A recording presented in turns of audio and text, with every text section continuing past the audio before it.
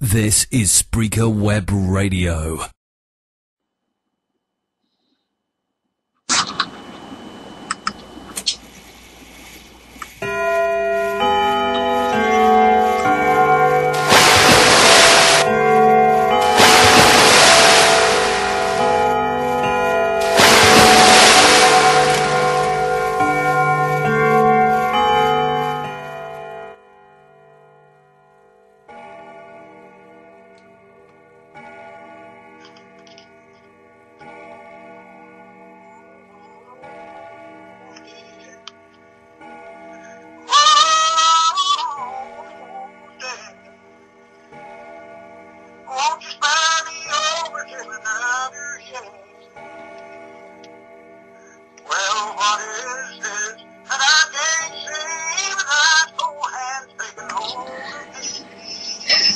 Hello.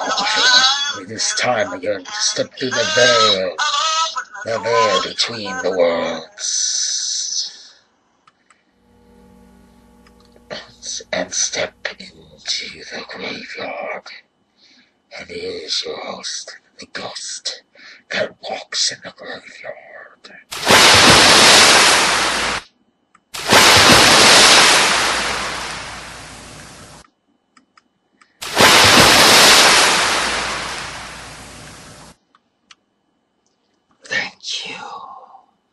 Thank you. Ah, yes. Our friends. Go, my graveyard ghouls. My graveyard ghouls. It is the 23rd of December. Which it's so close to Christmas, you can practically taste it.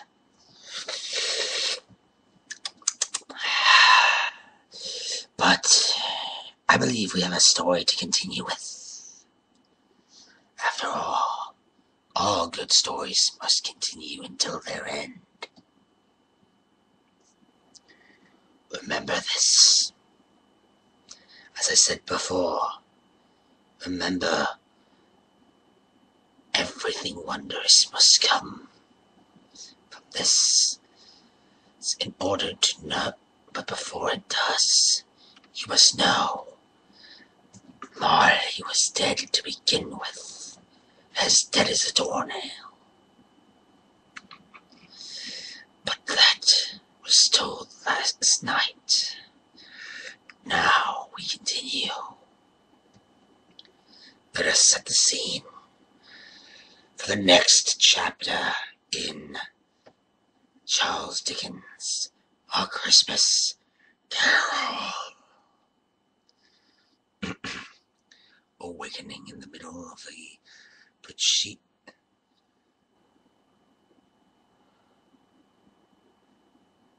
prodigious thought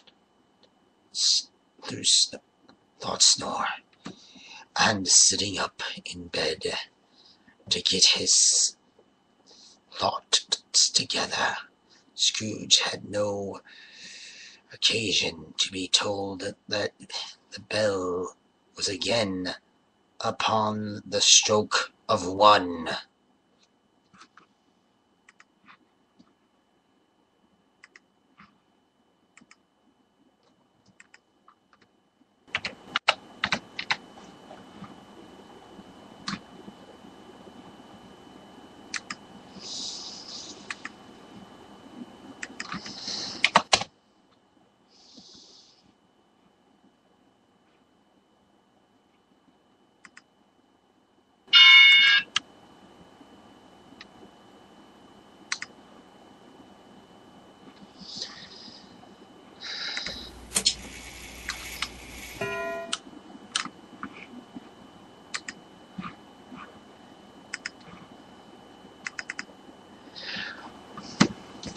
He felt that he was restored to consciousness in the right nick of time for the special purpose of holding a conference with the second messenger dispatched to him through Jacob Marley's intervention, but finding that he turned uncomfortably cold when he began to wonder which of his curtains this new spectre would draw back. He put every one of them aside with his own hands, lying down again, and established a sharp lookout all around the bed, for he wished to challenge the spirit on the moment of its appearance. It did not wish to be taken by surprise and made nervous. Now, being prepared for almost anything, he was not by any means prepared for nothing, and consequently, when the bell struck 1 and no shape appeared, he was taken with a violent fit of trembling. 5 minutes, 10 minutes, a quarter of an hour went by, and yet nothing came. All this time he lay upon the bed, the very core center of a blaze of ruddy light which streamed upon it. Seemed upon it when the clock proclaimed the hour, and which, being only light, was more alarming than a dozen ghosts. He was powerless to make out what it meant.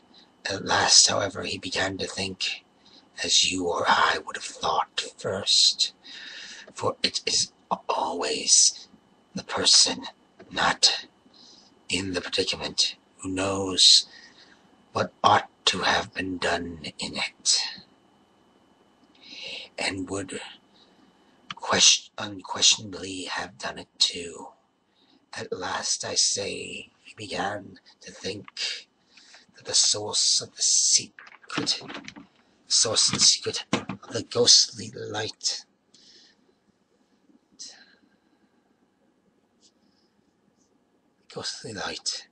might be in the adjoining room, from whence, on further tracing, it seemed to shine. This idea taking full possession of his mind, he got up softly and shuffled his slippers.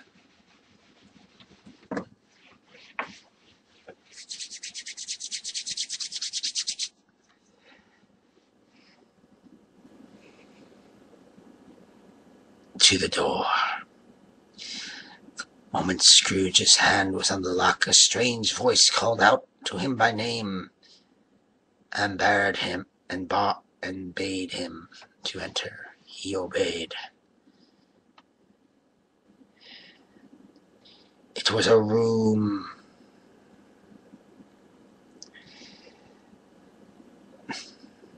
It was his own room, and there was no doubt about that. But it had undergone a surprising transformation. The walls and ceilings were so hung with living green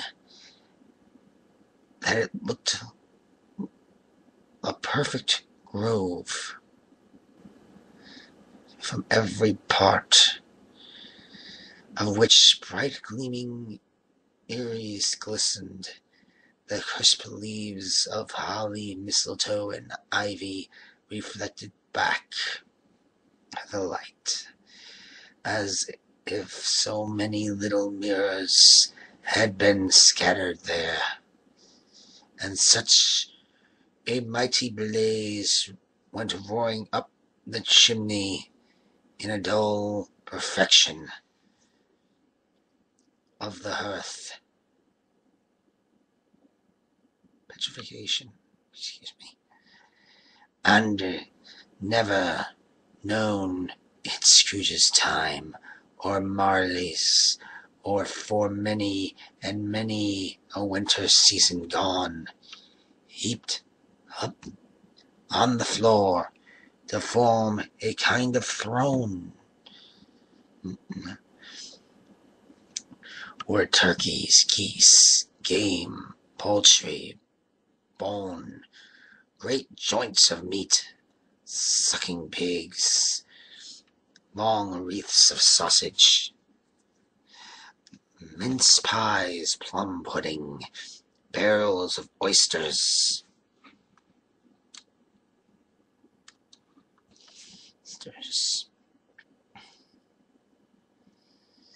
red hot chestnuts, cherry cheeked apples, juicy oranges, luscious pears, immense 12th cakes, and steaming and seething bowls of punch that had made the chamber dim when their delicious steam, in easy stage upon this couch, sat a jolly giant, glorious to see, who bore her glowing torch in the shape not unlike Plenty's horn,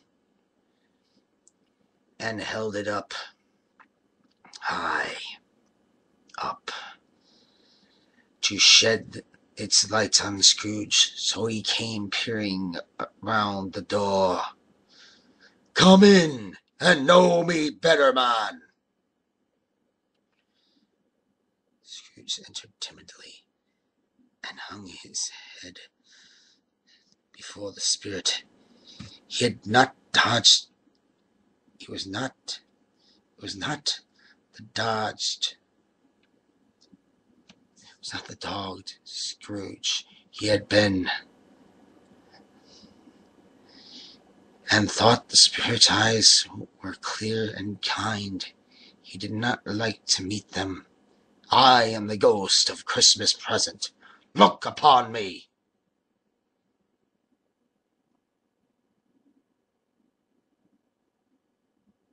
Scrooge friendly did so. It was clothed in one simple green robe, bordered with white fur. On its head it wore no other covering than a holy wreath, set here and there with shining icicles. "You have never seen the likes of me before?" "Never."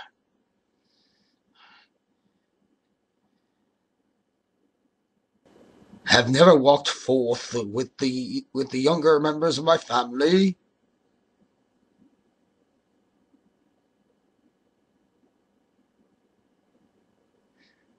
"For I am very young. My elder brother's born in these later years." "I don't think I have. I'm afraid I have not. Have you many brothers, Spirit?"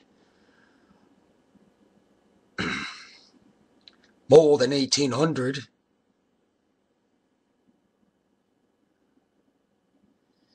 A tremendous family to provide for.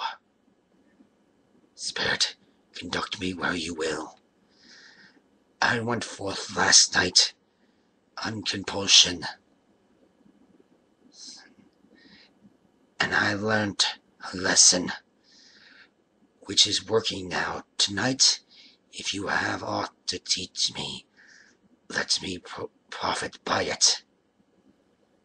"Touch my robe." Scrooge did so, and held it fast. Holly, mistletoe, red berries, ivy, turkeys, geese, sausages, pudding, and punch all vanished instantly. So did the room, the fire, the ruddy glow, the hour of night. and they stood in the streets on Christmas morning.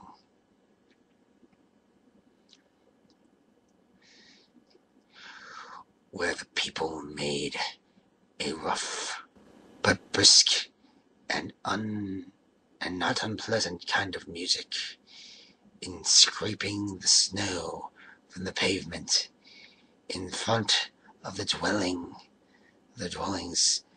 and from the tops of their houses, whence it was mad delight to the boys to see it come plumping down into the road below and spilling into little snowstorms.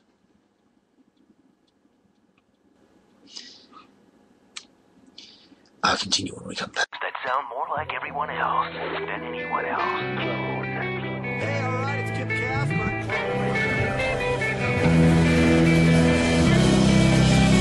Spreaker is the website which turns anyone into a radio DJ. Log on to Spreaker.com for listening to thousands of radio channels and start creating your own radio today.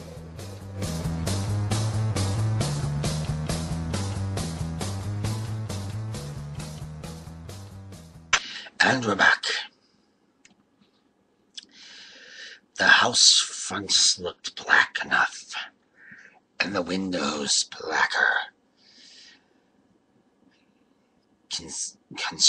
contrasting with the smooth white sheets of snow upon the roofs, and with the dirtier snow upon the ground, which last deposit had been plugged up in deep furrows by heavy wheels of carts, and great streets branched off wagons, furrows, and crossed and recrossed each other hundreds of times, where great streets branched off and made intricate channels hard to trace in the thick yellow mud and icy water. The sky was gloomy, and the shortest streets were choked up with a dingy mist, half thawed, half frozen, whose heavy particles densened in the shower of sooty atoms, as if all the chimneys in Great Britain had one constant caught of fire, and were blazing away to their dear hearts' content. There was nothing cheerful in the climate or the town, and yet was there an air of cheerfulness aboard, and the clearest summer air of bright summer sun might have been developed to diffuse in vain.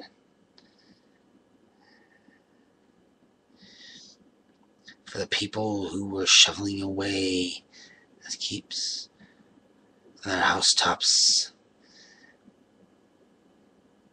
or jolly and full of glee, calling out to one another from the parliaments, and now and then exchanging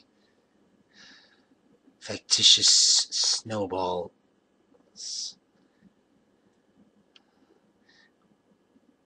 better natured missile, far than many a wordy jest, laughing heartfully as if if it went right, not less heartily if it went wrong. The Palutinius shop,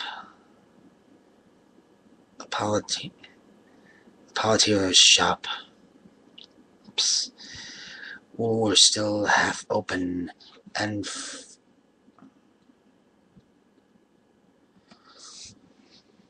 fruiters were radiant in the glory. They were great, round, pot-bellied basket chestnuts, shaped like the waistcoats of jolly old gentlemen, looming at the doors and tumbling onto the streets in their public affluence. There were ruddy brown-faced, board-gritted Spanish friars, and wrinkling from their sleeves in wanton slyness at the girls. As they went by and glanced dimly at the hung mistletoe, there were pears and apples clustered high in blooming pyramids. There were bunches of grapes made in the shopkeeper's benevolence to dangle from conspicuous hooks. The people's mouths might water gratis as they passed. There were piles of filberts, mossy and brown, recalling in their fragrance ancient walks among the woods.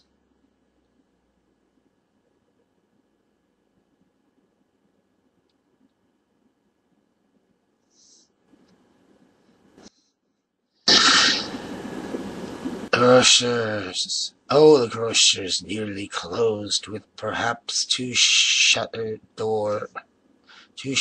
down. Scent of tea and coffee were so grateful to the nose, or even that the raisins were so plentiful and rare.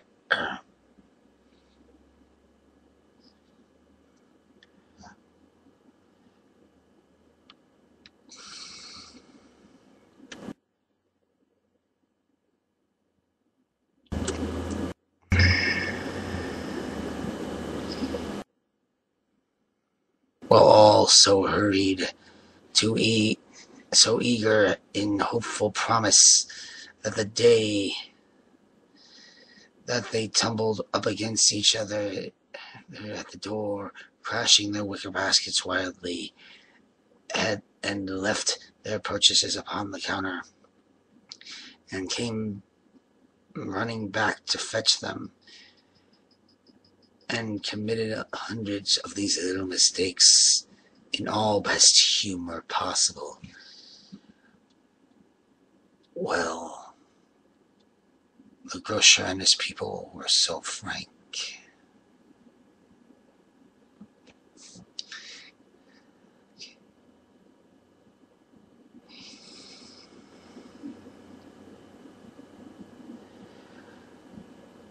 But they said, the shame and quarrel upon Christmas Day, and so it was, God love it, and so it was.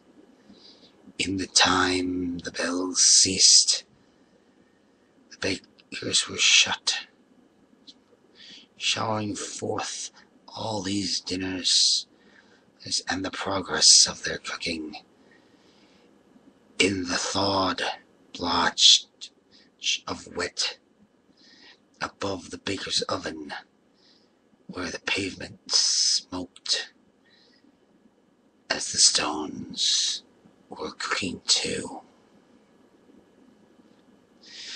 Is this a particular flavor in which you wish to sprinkle from your torch? There is my own. Would you apply any kind of dinner to this day?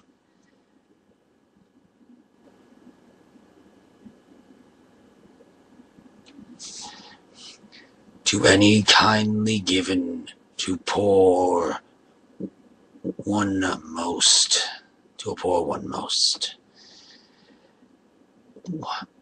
Why to a poor one most? Because it needs it most. Spirit, I wonder you, of all the beings in the many worlds about us, should desire to cramp these people opportunities of innocent enjoyment.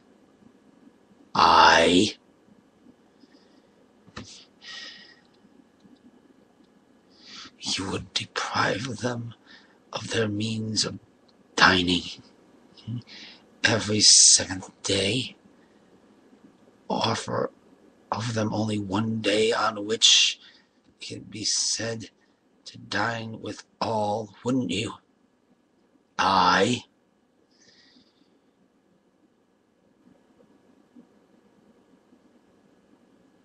You seek to close these places on the seventh day, and it comes to the same thing. I seek.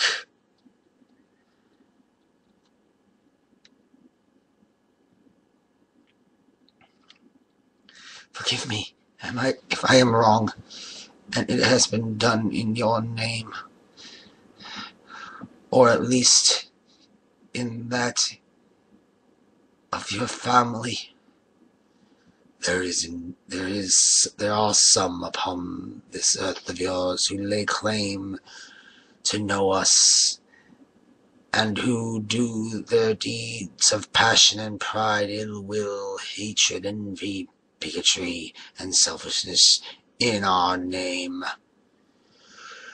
who are as strange to us as all other kith and kin, as if they had never lived. Remember that, and change those doings on themselves, not us, George. And perhaps it was the pleasant and good spirit showing off his power to his...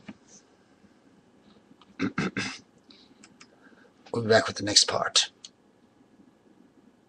You're listening to Spreaker Web Radio. Welcome to part 2 of part 2. And perhaps it was the pleasure of the good spirit added in showering off this power of his, or else it was his own kind, generous nature, hearty nature, and his sympathy with all poor men that led him straight to Scrooge's clerks. For there he went, and Scrooge with him, holding his robe.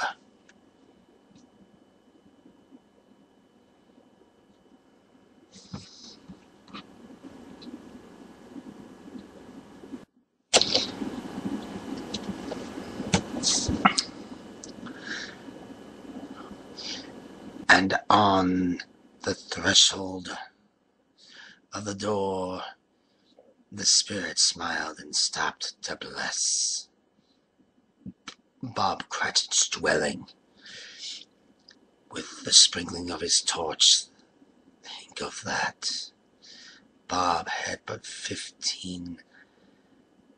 Bob had a week himself. 15. But Bob, a week himself. He pocketed on Sundays his but 15 copies of his Christian name.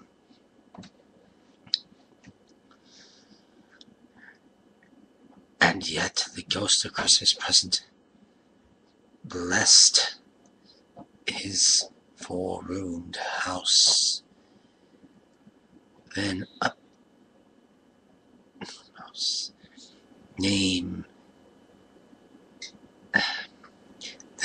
rose Mrs. Cratchit, Cratchit's wife, dressed out but poorly in a twice-turned gown, brave in ribbons, which were cheap and make a goodly show for 6 pence. And she laid the cloth assisted by Melina Cratchit, the second of his daughters, who also brave in ribbons, while Master Peter Cratchit plunged a fork into the saucepan of potatoes and, getting the corners of his monster shirt cutler into his mouth,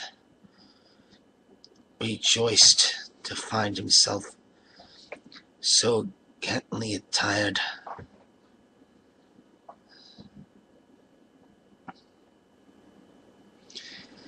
And yearned to slow his linen in fashionable parks. And now 2 smaller Cratchits, boy and girl, came tearing in, screaming that outside the baker's they had smelt the baker's and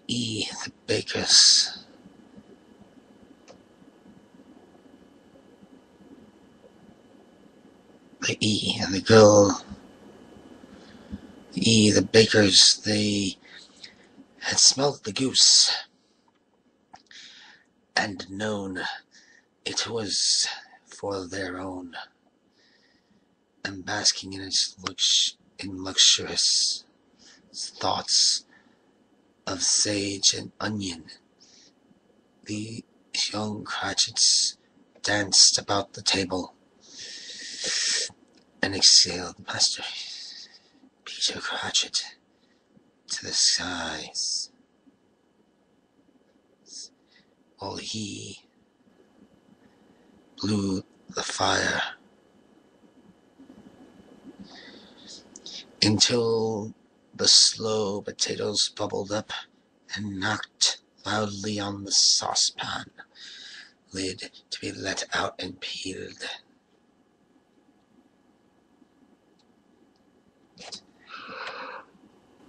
What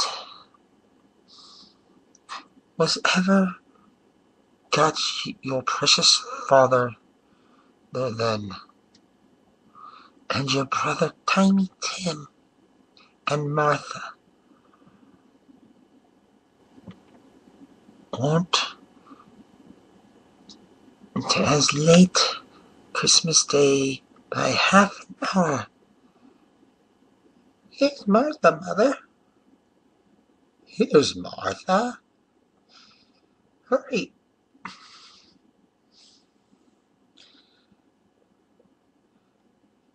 You're such a goose, Martha. Why, bless you, is your heart alive? How late are you? Mary, we'd a deal for work to finish last night, replied that girl. And we had to clear always it morning, Mother. Well, never mind so long as you come. Sit ye down before the fire, my dear, and have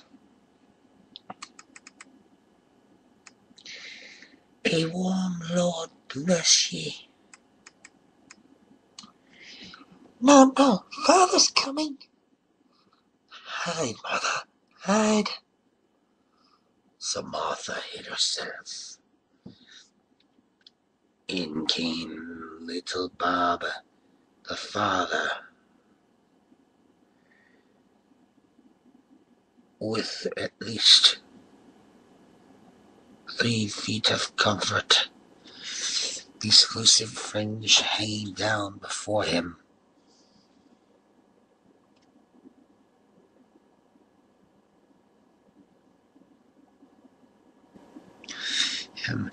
And the threshold, Thurber cloths darned up and brushed to look seasonable, and Tiny Tim upon his shoulder. Alas for Tiny Tim, he bore a little crutch, and had his limbs supported by an iron frame.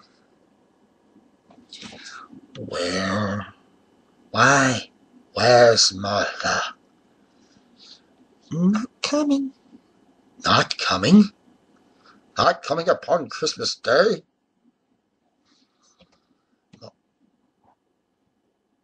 I didn't like to see him disappointed. If it were only a joke. So she came out prematurely from behind the closet door and ran into his arms. Well,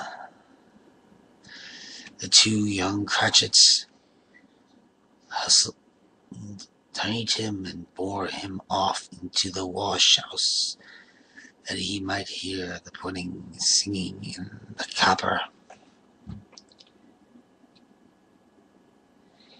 And how did our Tiny Tim behave?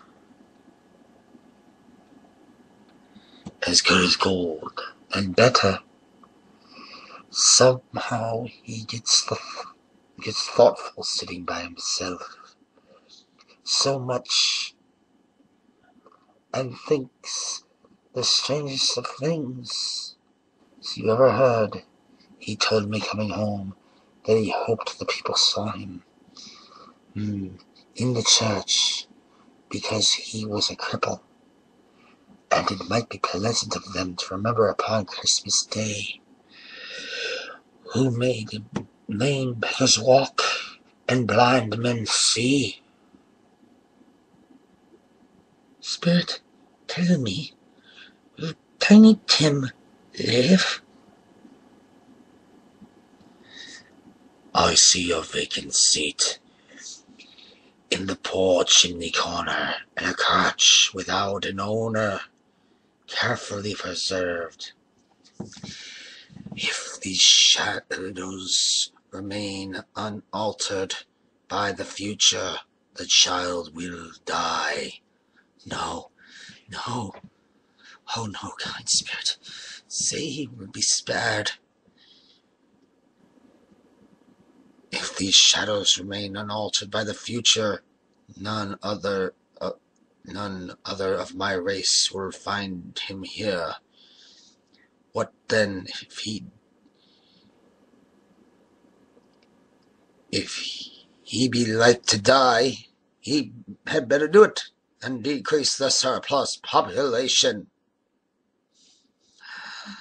Oh.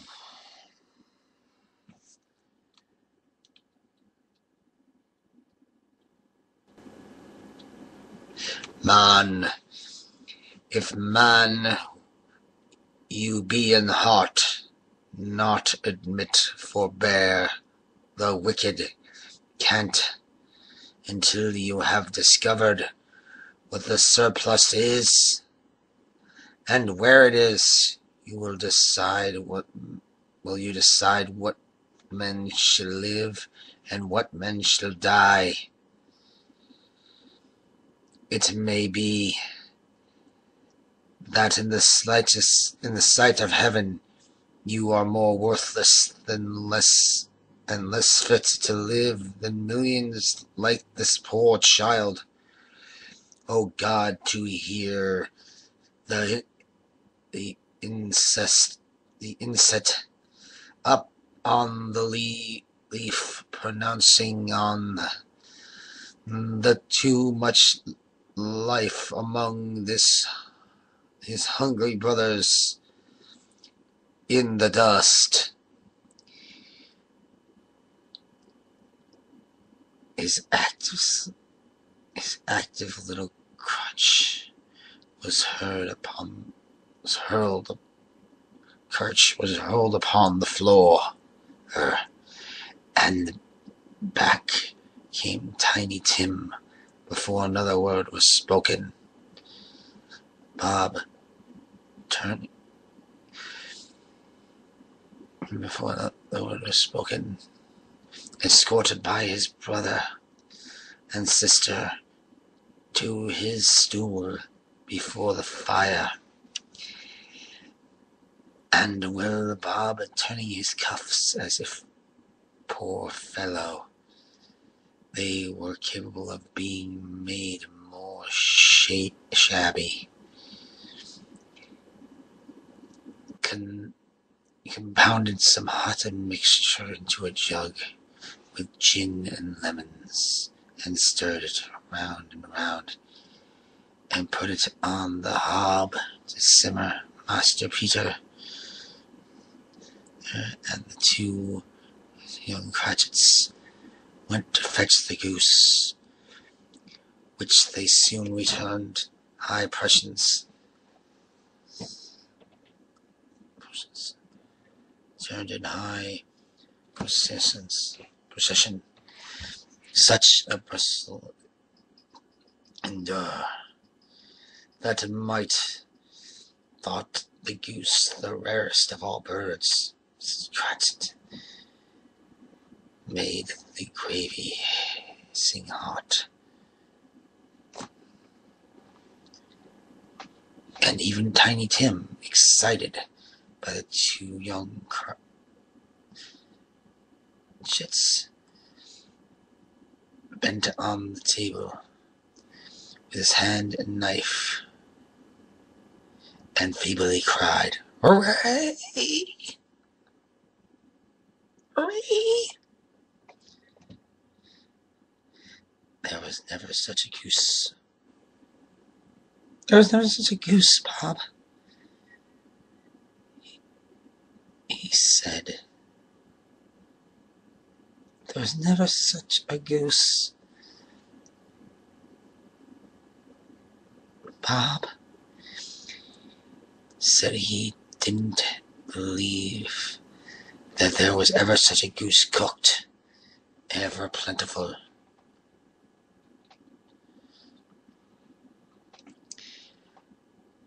Oh, wonderful pudding. At last dinner was all done. The clothed wreath swept and made up upon the jug tasted 2 tumblers of custard cup without a handle. These held hot stuff from the jug, and Bob served it out beaming looks, while the chestnuts on the fire spurted and cracked noisily.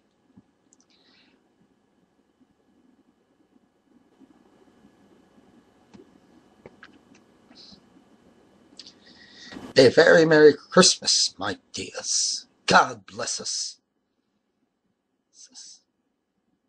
Merry Christmas. God bless us, everyone.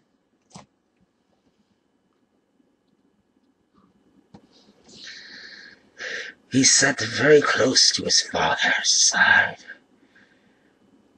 Upon his little stool, Bob held his withered little hand in his. Because of his love for the child, he wished to keep him by his side and dreaded that he might be taken from him.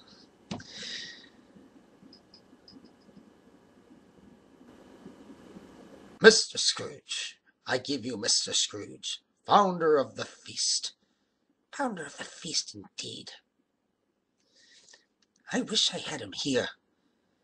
I'd give him a piece of my mind to feast upon, and I hope that he'd have a good appetite for it. My dear, the children, Christmas Day.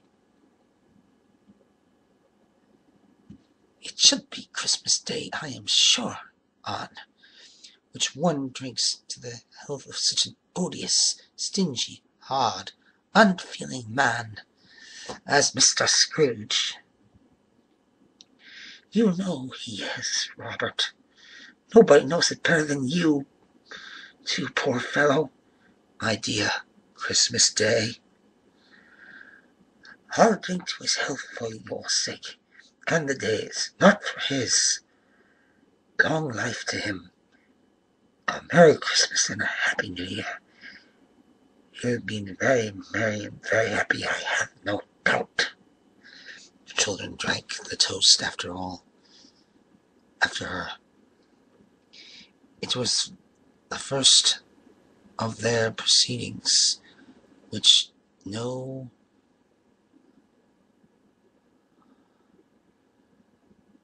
hardness.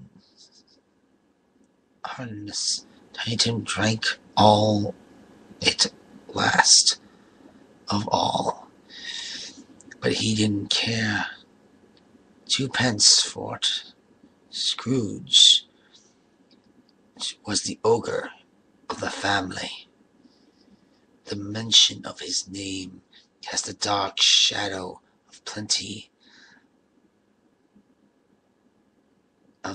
on the party, which was not dispelled for a full 5 minutes. After it had passed away, they were 10 minutes merrier than before. Bob Cratchit told them,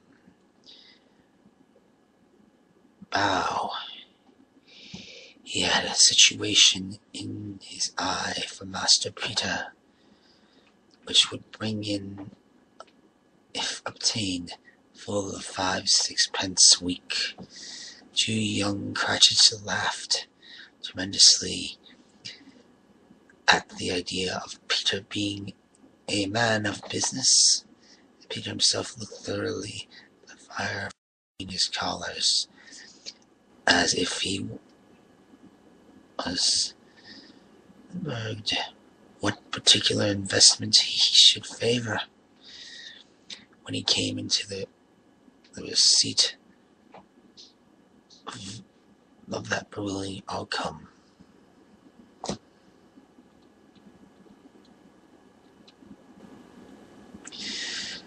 but this time it was getting darker, and snow was pretty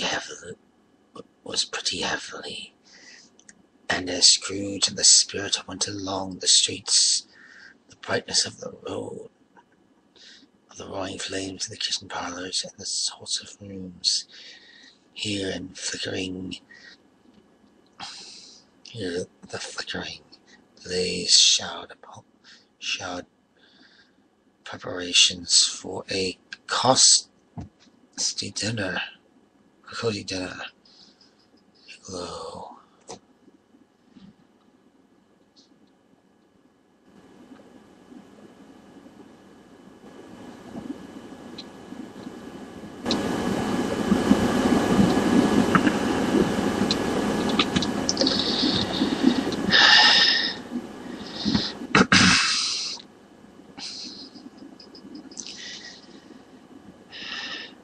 Down in the west setting sun had left a streak of fiery red, which glared upon the desolate of an innocent, like a sullen eye, and frowning lower and lower and yet lower, were lost in the thick gloom of the darkness of night. What is this place? A place where miners live, who harbor in the bowels of the earth, but they know me. See, all right shone from the window of a hut, and swiftly they advanced towards it.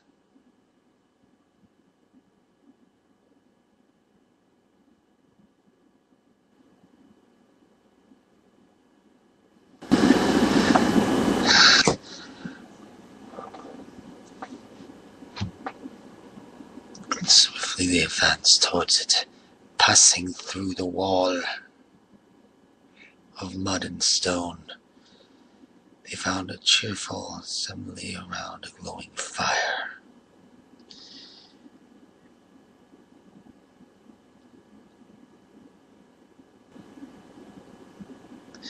The spirit did not tarry here, but bade Scrooge hold his robe, and passing on above the moor spread.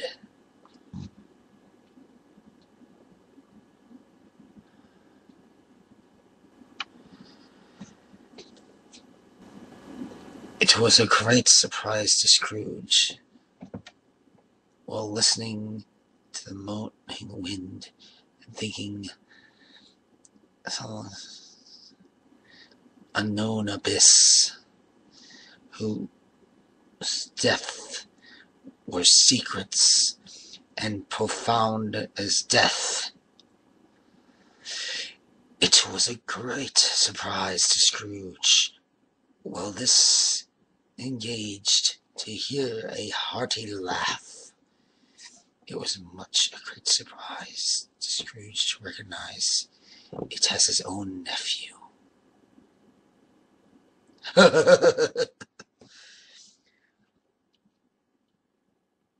Scrooge's nephew laughed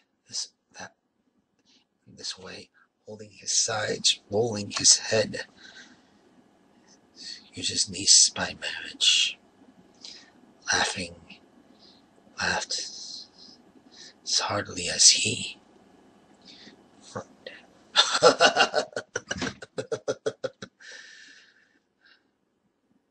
He said that Christmas was a bah humbug.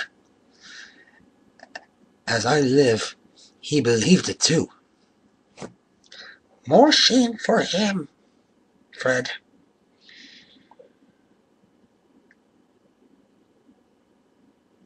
He's a comical old fellow. That's the truth. And not so pleasant as he might be, however. His offense carry their own punishment. I have nothing to say against him. I'm sure he is very rich. At least you always tell me so. What of that, my dear? His wealth is of no use to him. He don't do any good with it.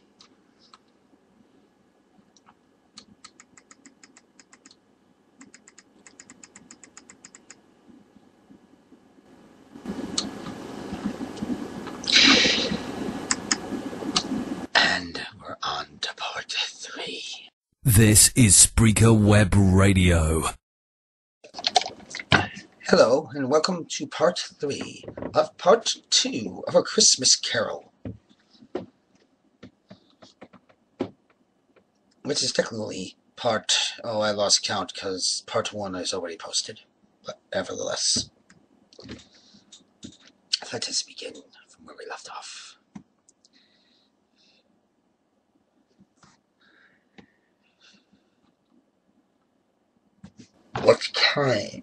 What of that, my dear? His health of no use to him. He don't do any good with it. I have no patience for him. Oh, I have. I am sorry for him. I couldn't be angry with him if I tried. Who suffers by his ill whims himself, always. Here he takes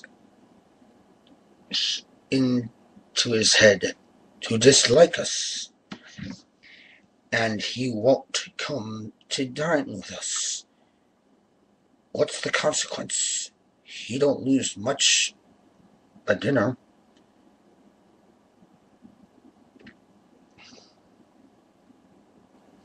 Indeed, I think he loses a very good dinner. After tea and music.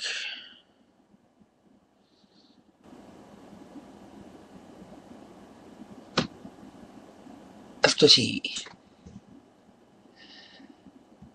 niece played some music well upon the harp, and played among the tunes simple little air,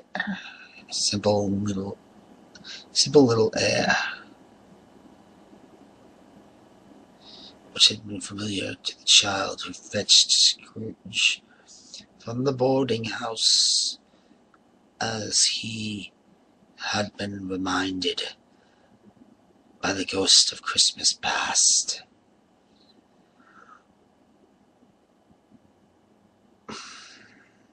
The ghost was greatly pleased to find him in the mood,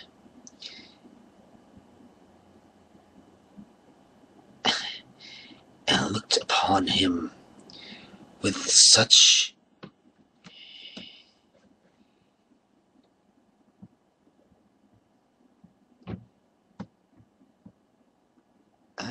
favor that Scrooge begged like a boy to be allowed to stay until the guests departed. But the spirit said could not be done. Here, a game. 1/2 hour, spirit, only one. The game was called Yes and No.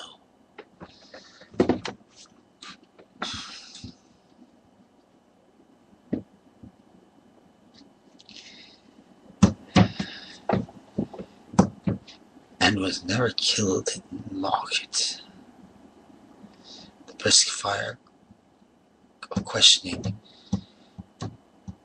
when he was exposed from him that he was thinking of an animal, a live animal, a rather disagreeable animal, a savage animal, an animal that growled and grunted sometimes, and talked sometimes, and lived in London, and walked about the streets, and wasn't made of a show of, and wasn't made a show of, and wasn't led by anybody, and didn't live in marriage, and was never killed in market, and was not a horse, or an ass, or a cow, or a bull, or a tiger, or a dog, a pig, a cat, or a bear. At every fresh question that was put to him, his nephew burst in a fresh roar of laughter, and so tickled that he was obliged to get up from his sofa and step. At last, the plump sister,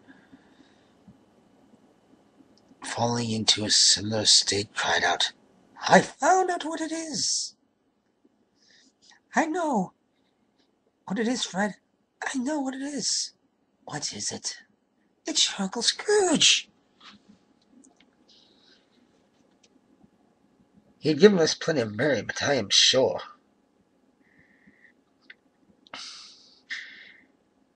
"And it would be ungrateful not to drink to his health. Here's a glass of mulled wine ready to our hand at the moment, and I say, Uncle Scrooge." "Well, Uncle Scrooge." "A very Merry Christmas and a Happy New Year to the old man, whatever he is. He wouldn't take it from me, but may he have it nevertheless, Uncle Scrooge."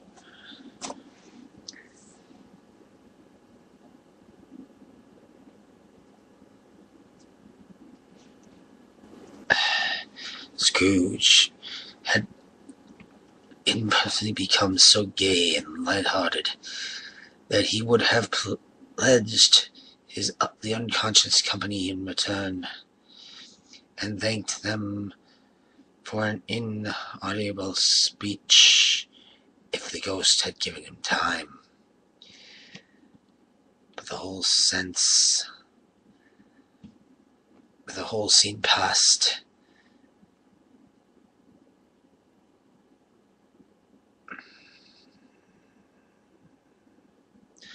Off in the breath of the last words spoken by his nephew, and he and the spirit were again upon their travels. Much they saw, and far they went, and many homes they viewed, but always with a happy end. The spirit stood beside its sick bed,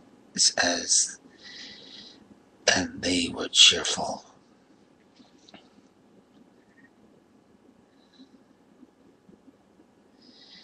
It was a long night, if it were only a night, but Scrooge had his doubts of this, because the Christmas holiday appeared to be condensed into the space of time they passed together. It was strange, too, that while Scrooge remained unaltered in his outward form, the ghost grew older, clearly older. Scrooge had observed this change, but never spoke of it until they left a children's 12th night party. When looking at the spirit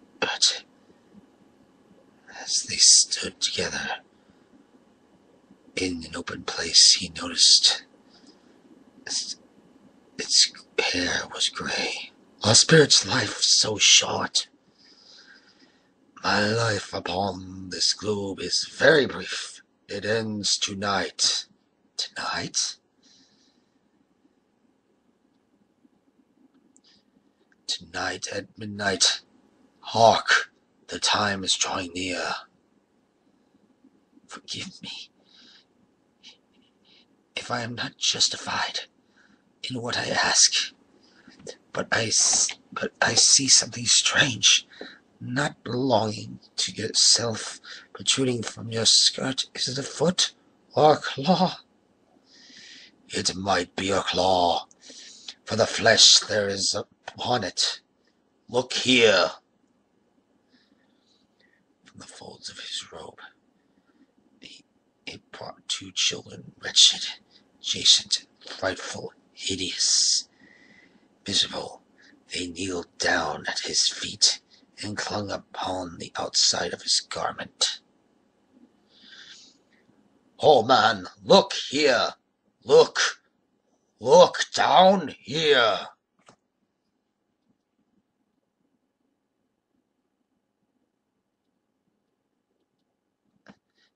There were a boy and a girl, yellow, Marge, rag, scowling, wolfish, but prostrate too with their humanity. Well, the graceful youth just out to touch them.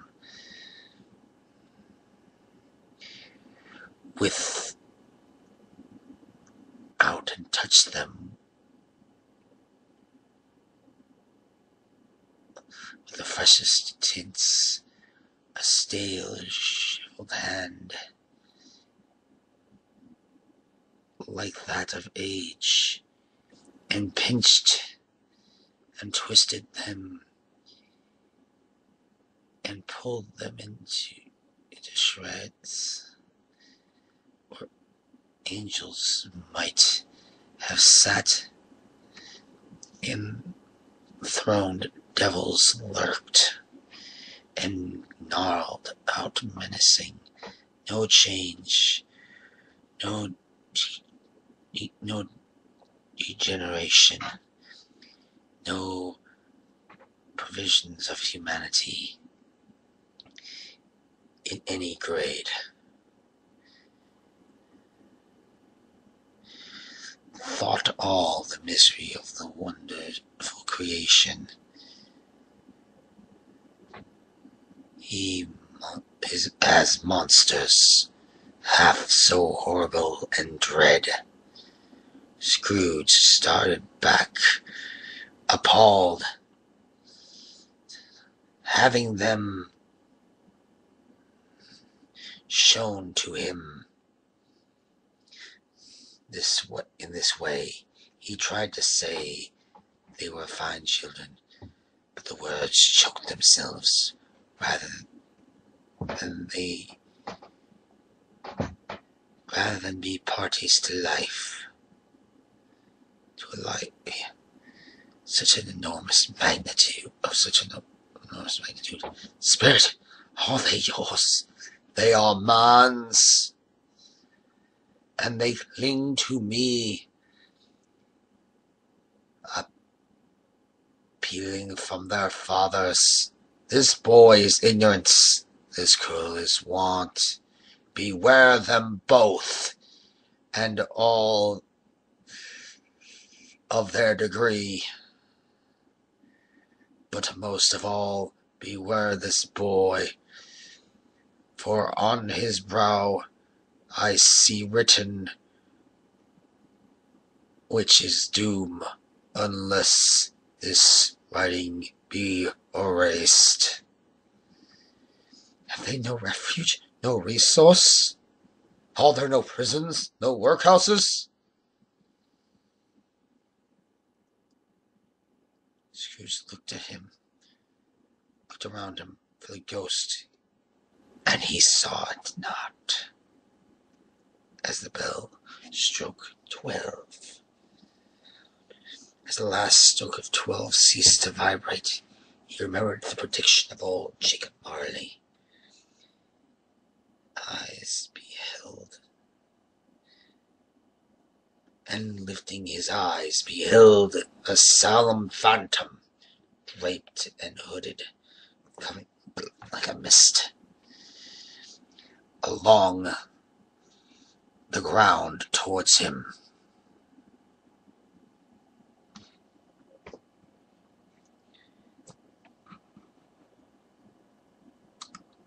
We're going to take a small break. That sound more like everyone else than anyone else. Hey, all right, it's Kip Casper.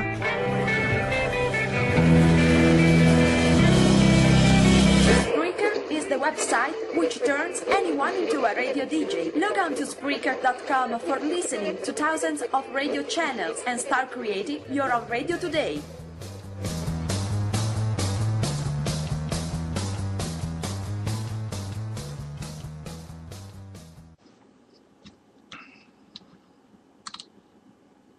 And we're back. The phantom slowly, gravely, silently approached. When it came, Scrooge bent down upon his knees, for in the very air through which the spirit moved, it seemed to scatter gloom and mystery. It shrouded in a deep black garment, which concealed its head, face, its form, and left nothing for it visible save one outstretched bony hand. But for this, it would have been difficult to detach its figure from the night, to separate it from the darkness by which it was shrouded. Am I in the presence of the ghost of Christmas yet to come?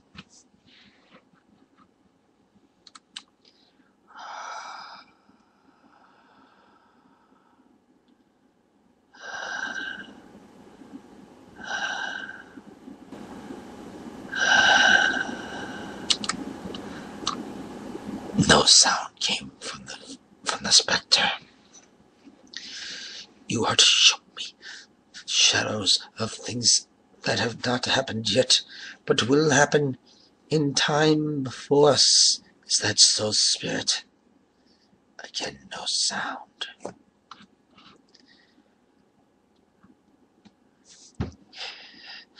Ghost of the future, I fear you more than any spectre I have seen. But as I know your purpose is to do me good, and I hope to live to be another man from what I was, I am prepared to bear your company, and do it with a thankful heart. Will you not speak to me? Again, no sound. Lead on, lead on. The night is warning fast, and it's precious time to me, I know. Lead on, spirit. They scarcely seemed to enter the city, for the city rather it seemed to spring up about them, and encompass them of its own act. But there were in the heart of it on change amongst the merchants, who hurried up and down and clinked the money in their pockets, and conserved in groups, and looked at their watches, and trifled together with great gold seals.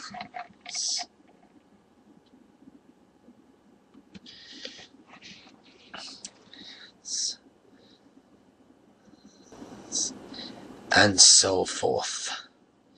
As Scrooge had seen them often, the spirit stopped beside one little knot of businessmen, observing that the hand was pointed towards them. Scrooge advanced to listen to their talk. I don't know much about it. Either way, I only know he's dead. When did he die? Last night, I believe.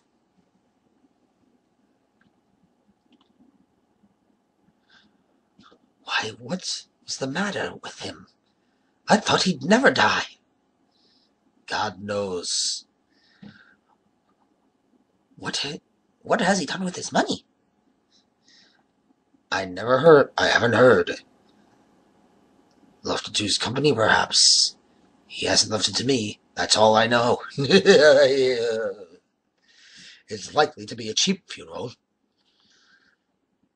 though upon my life I don't know any to go to it.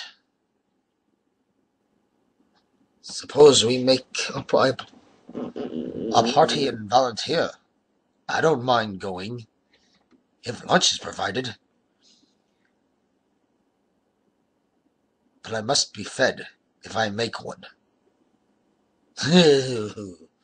Well, I'm the most straight among you, after all, for I never wear black gloves, and I never eat lunch. But I'll offer to go if anybody else will. When I come to think of it, I'm not at all sure that I wasn't his most particular friend, for we used to stop and speak whenever we met. Bye-bye. Speakers and listeners strolled away, and mixed the group. Scrooge knew the men, and looked towards the spirit for an explanation. The phantom gilded on the street. The phantom glided on into the street. Its finger pointed to two persons meeting. Scrooge listened again, thinking that the explanation might lie here. He knew these men also perfectly. They were businessmen of a business, very wealthy, and of great importance.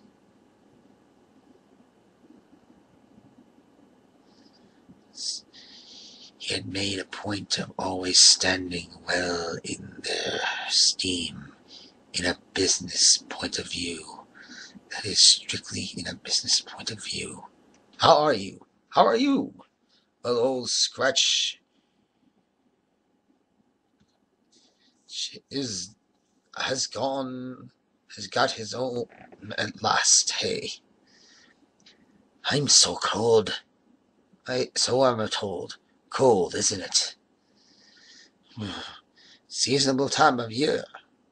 Seasonable for Christmas time. You're not a stalker, I suppose. A staker.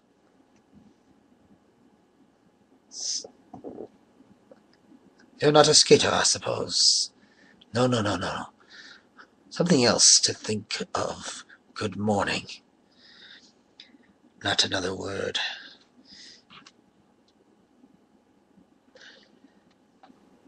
That was their meeting, their conversation, and their parting.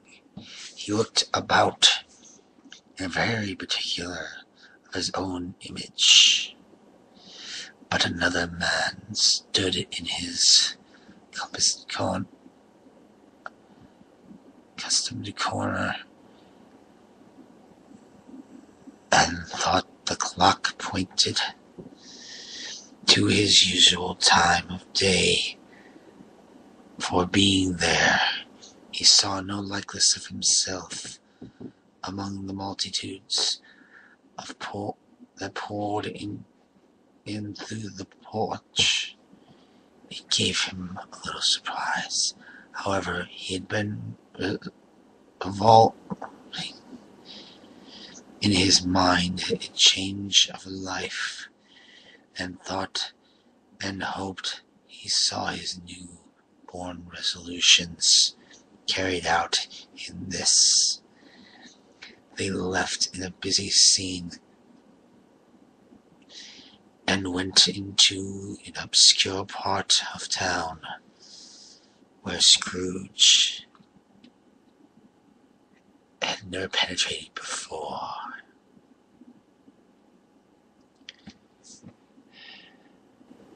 Scrooge and the Phantom came into the presence of this man, just as a woman with a heavy bundle sack slunk into the shop. But she had scarcely entered when another man, seeming newly laden, came into, and she was closely followed by a man in faded black, who was no less startled by the sight of them than they had been upon the recognition of each other. After a short blank of astonishment, in which the old man with the pipe had joined them, all three burst into laughter. Let the charwoman alone to be the first. Let the laundress alone to be the second, and let the undertaker man alone to be the third. Look here, old Joe. Here is a chance. If we haven't all three met here without meaning it.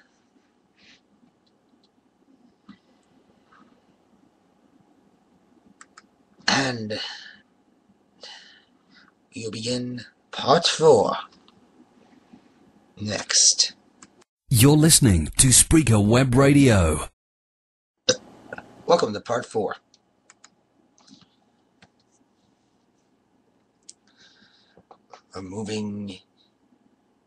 Old Joe removing his pipe from his mouth. You couldn't have met in a better time, in a better place. Come into the parlor. You were made free for it long ago. You know.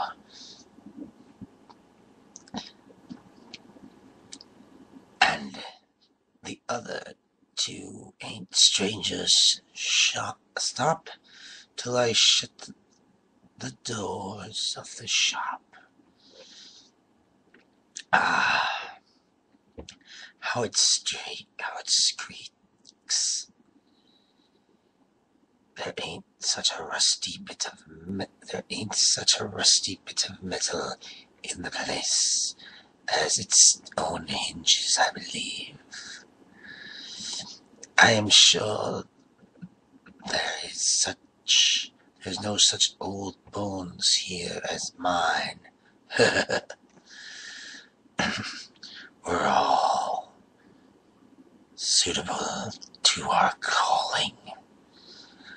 We're all well matched. Come into the parlor. Come into the parlor.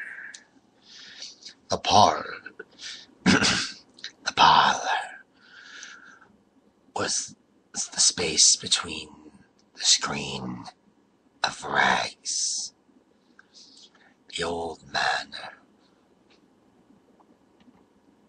raked the fire together with an old stair rod, and having trimmed his smoky lamp, for it was night, this, with the steam of his pipe, put it in his mouth again. Well, he did this, the woman who already spoke through her bundle on the floor and sat down in a flaunting manner on a stool, crossing her elbows and knees, looking with bold defiance at the other two. What odds, then? What odds, Miss Dilber? Every person has the right to take care of themselves. Oh, he always did.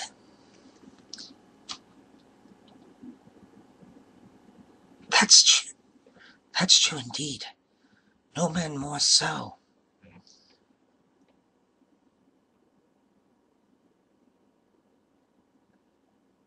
Why then do you stand staring as if you are afraid, woman? As if you was afraid, woman. Who's the wiser? We're not going to pick holes in each other's coats, I suppose. No, indeed. No, indeed. We should hope not. Very well, then. That's enough. Who's the worse for the loss of a few things like these? Not a dead man, I suppose. No, indeed. If he wanted them after he died, a wicked old screw.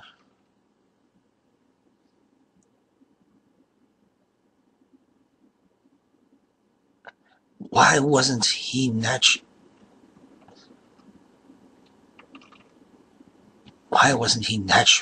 in his lifetime?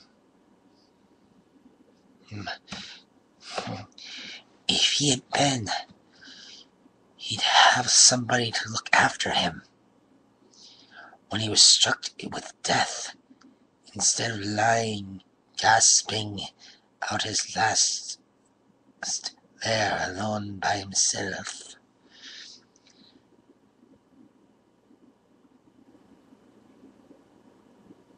It's the truest words that ever was spoke. It's a judgment on him. I wish it was a little heavier judgment. And it should have been. You may depend upon it. If I could have laid my hands on anything else, open the bundle, old Joe. Let me know what value of it. Speak out plain. I'm not afraid to be the first. I'm not afraid for them to see it. We know pretty well that we were helping ourselves before we met here. I believe it's no sin. Open the bundle, Joe.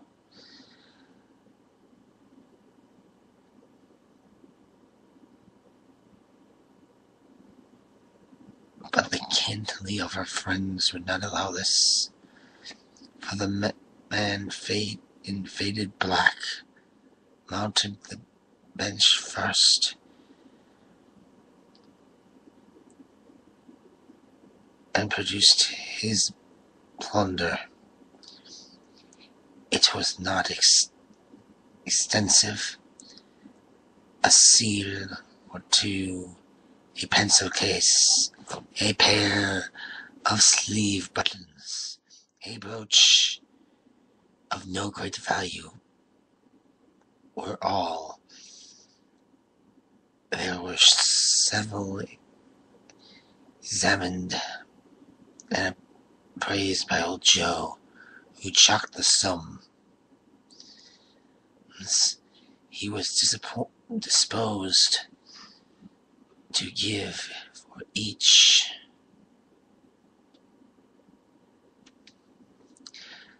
Upon the wall, and added them up into a total. When he found there was nothing more to come. That's your account.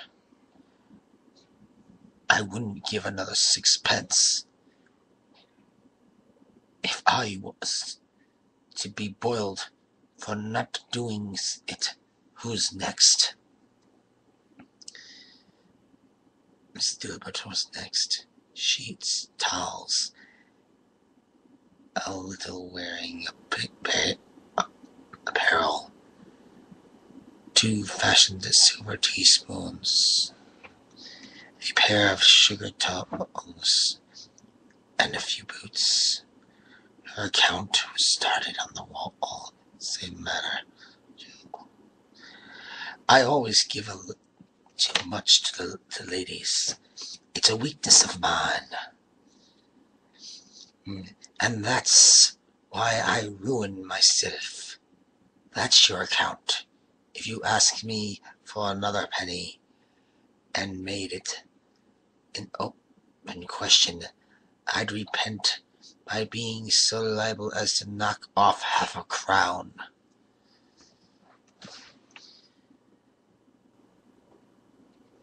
And now undo my bundle, Joe. Joe went down on his knees for the greater convenience of opening it, and having unfastened a great many nuts, dragged out a large heavy roll of some dark stuff. What do you call this? Bed curtains? Ah, bed curtains. You don't mean to say that you took them down, rings and all, with him lying there? Yes, I do. Why not? You were born to make your fortune. You're certainly do it. I certainly shan't hold my hand when I can get anything in it.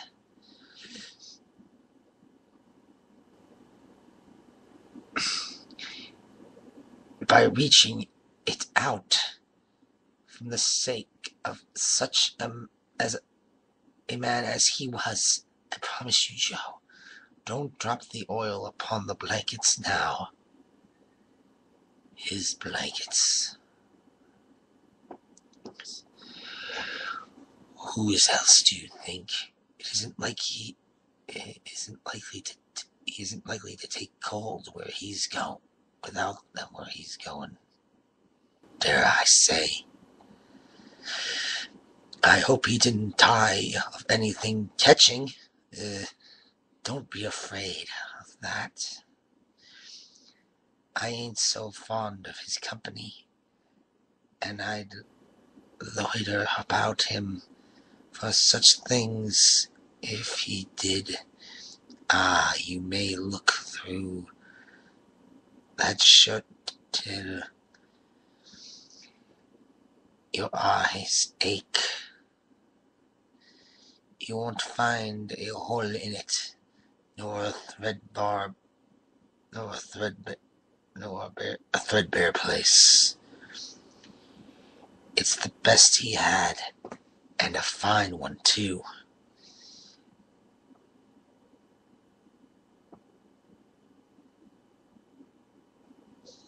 They'd have washed it if it hadn't been for me.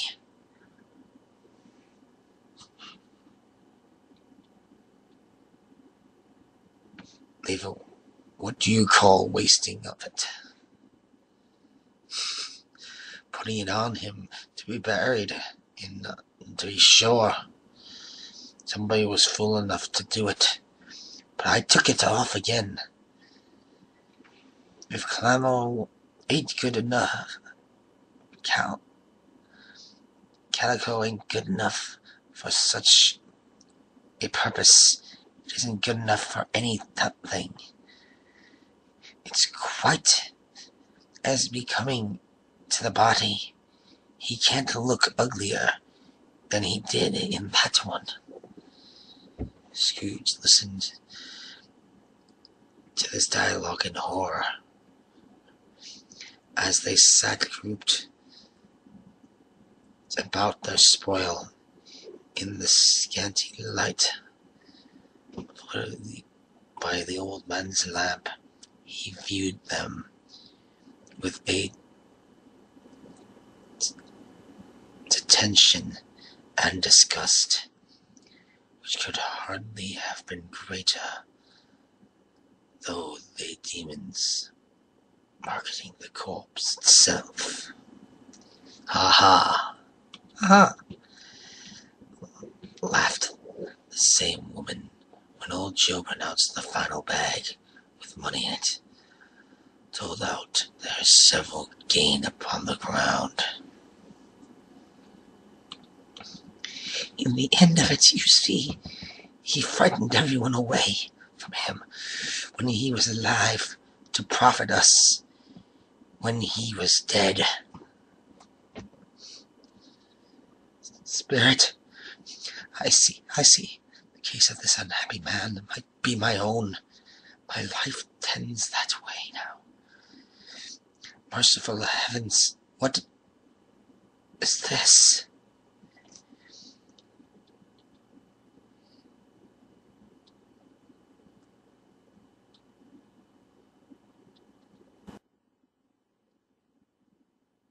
He recoiled in terror from a seat as the scene changed.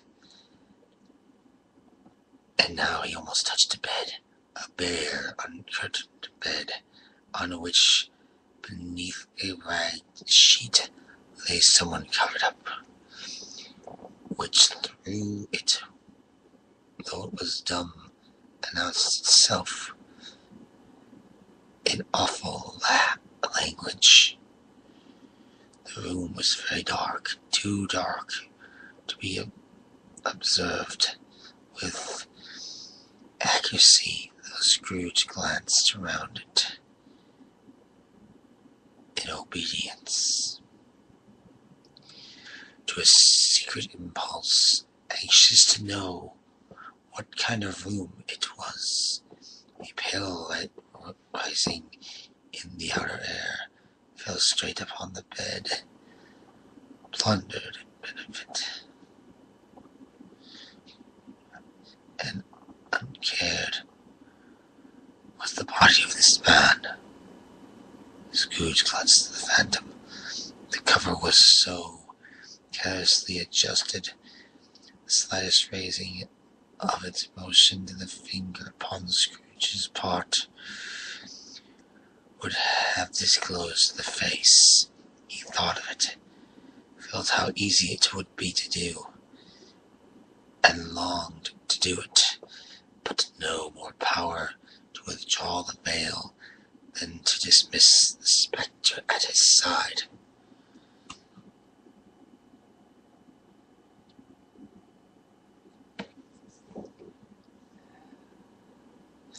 O cold, cold Richard, dreadful death, sit upon the throne altar here, and dress in such terrors as thou hast thy command, for this is thy domain.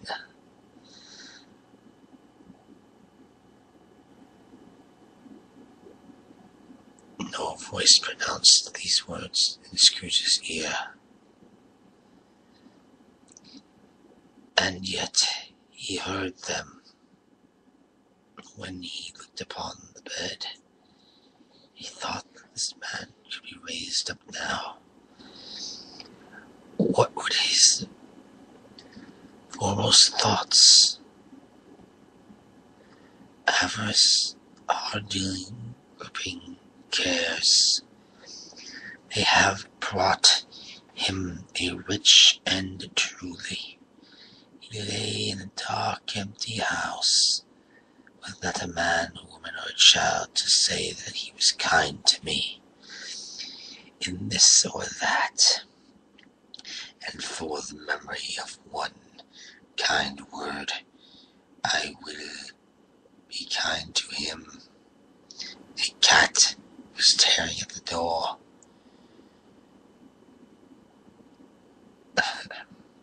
And there a sound of gnawing rats beneath the hearthstones. What they wanted in the room of death, and why they were so restless and disturbed, Scrooge did not dare think. Spirit, this place is fearful. In this place is a fearful place. In leaving it, I shall not leave its lesson. Trust me. Let us go. There was a pause.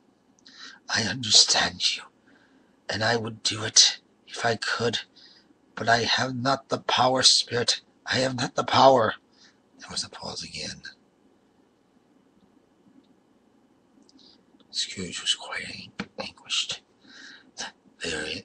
If there is any person in the town who feels emotion caused by this man's death, show me that person's spirit. I beseech you.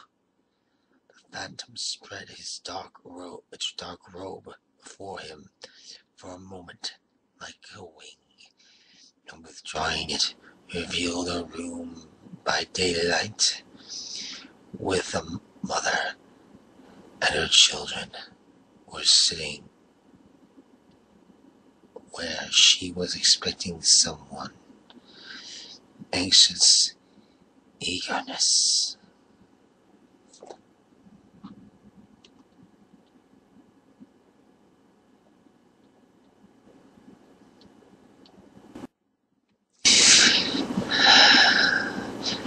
At the length, the long-expected knock was heard.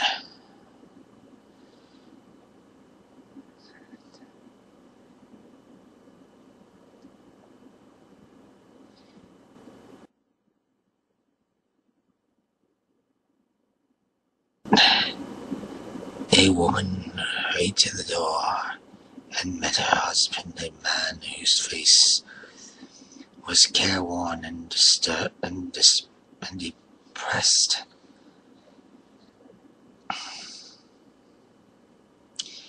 Though he was young, there was a remarkable expression in it now. He sat down to dinner that had been waiting for him by the fire, and when she asked him faintly what news, he appeared embarrassed how to answer. Is it good or bad to help him? Bad. We are quite ruined. No, there is hope yet, Caroline. If he relents, there is. Nothing is past hope, for such miracles have happened. He is past relenting. He is dead. She was a mild and patient creature. If her face spoke truth, she was thankful in her soul to hear it, and said so. With clasping her hands, she prayed forgiveness for the next moment, and was sorry, but first was the emotion of her heart. What the half-drunken woman whom I told you of last night said to me when I tried to see him and obtain a week's delay, and what I thought was a mere excuse to avoid me turned out to have been quite true. He was not only very ill, but dying then. To whom will our debt be transferred? I don't know, but before that time we shall be ready with the money, and even though we were not, it would be a bad fortune indeed to find so merciless a creditor in his successor. We may sleep tonight with light hearts, Caroline.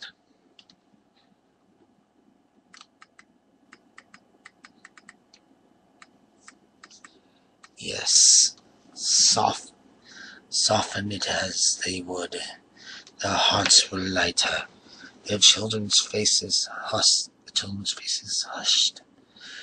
and clustered around to hear what they so little understood. Were brighter, and it was happier house for this man's death. The only emotion that the ghost could show him, caused by pleasure. Let me see some tenderness connected with the death, or that dark chamber, spirit, which we left just now, will be forever present to me. The ghost conducted him through several streets. Familiar to his feet went along. Scrooge looked here and there to find himself, but nowhere was he to be seen. They entered poor Bob Cratchit's house, the dwelling he had visited before, and found mother and the children seating around the fire, quiet, very quiet. The noisy little Cratchits were all still as a statue in one corner, and sat looking at Peter, who had a book before him. The mother and their daughters were engaged in sewing, but surely they were very quiet. And next will be part 5. This is Spreaker Web Radio. Welcome to part 5.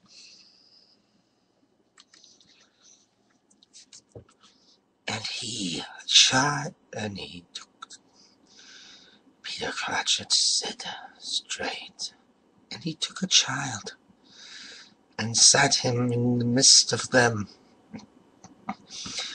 Where had Scrooge heard those words? He had not dreamed them. The boy must have read them out. As he and the spirit crossed the threshold, why did he not go on? The mother laid her work upon the table, and put their hands up to their face. The colours hurt my eyes. They're better now again. It makes them weak by candlelight, and I wouldn't show weak eyes to your father when he comes home. For that world, it must be near his time. Past it rather, but I think he's walked a little slower than he used to these past few evenings, Mother. I have known him walk with Tiny Tim upon his shoulder very fast indeed. And so have I often. And so have I. But he was very light to carry, and his father loved him so that it was no trouble. And there's your father at the door.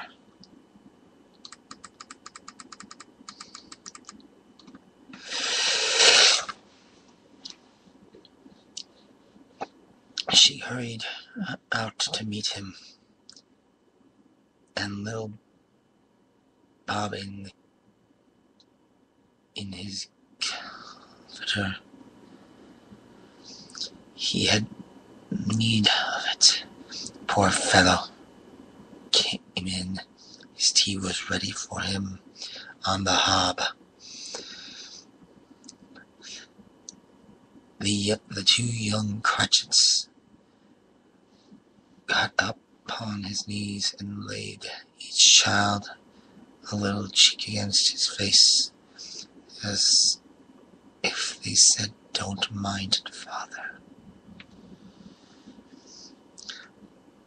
Don't be grieved." Bob was very cheerful with them, and spoke pleasantly to all the family. He looked at his work upon the table, and praised the industry and speed of Cratchit and the girls. They would be done long before Sunday, he said. Sunday? You went today then, Robert? Yes, my dear. I wish you could have gone. It would have done you good to see how green the place is. But just see it often. I promised him that I would walk there on a Sunday. My little child. He broke down all at once. He couldn't help it. If he could have helped it, he and his children would have been farther apart perhaps than they were. He left the room and went upstairs into the room above, which was lightly cheerful and hung with Christmas. There was a seat close beside the child, and there were signs of someone having been there lately. Poor Bob sat down in it, and when he had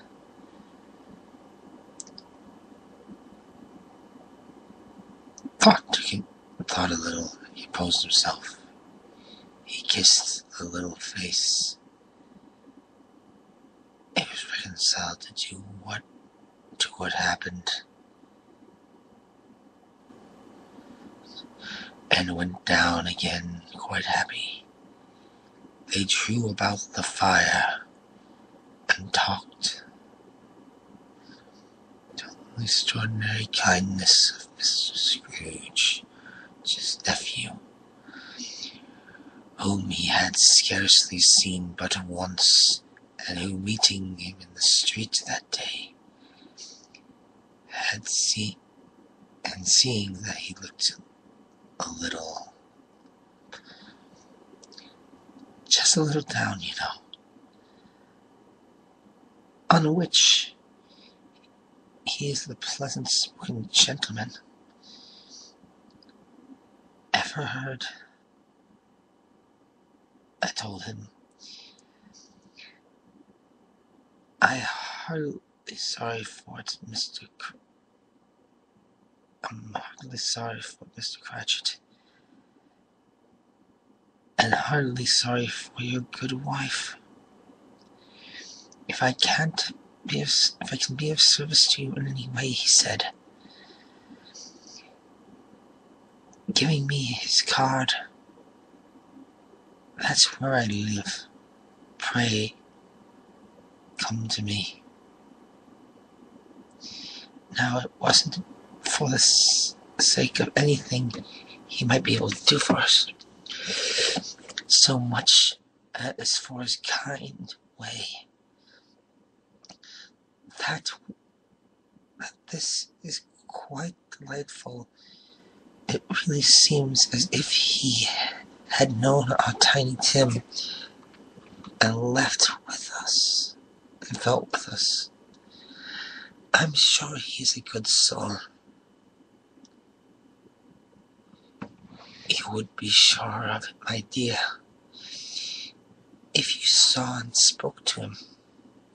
I shouldn't be at all surprised. Mark what I say. If he got Peter a better situation. Oh, hear that, Peter? And then Peter will be keeping company with someone and setting up for himself. Get along with you.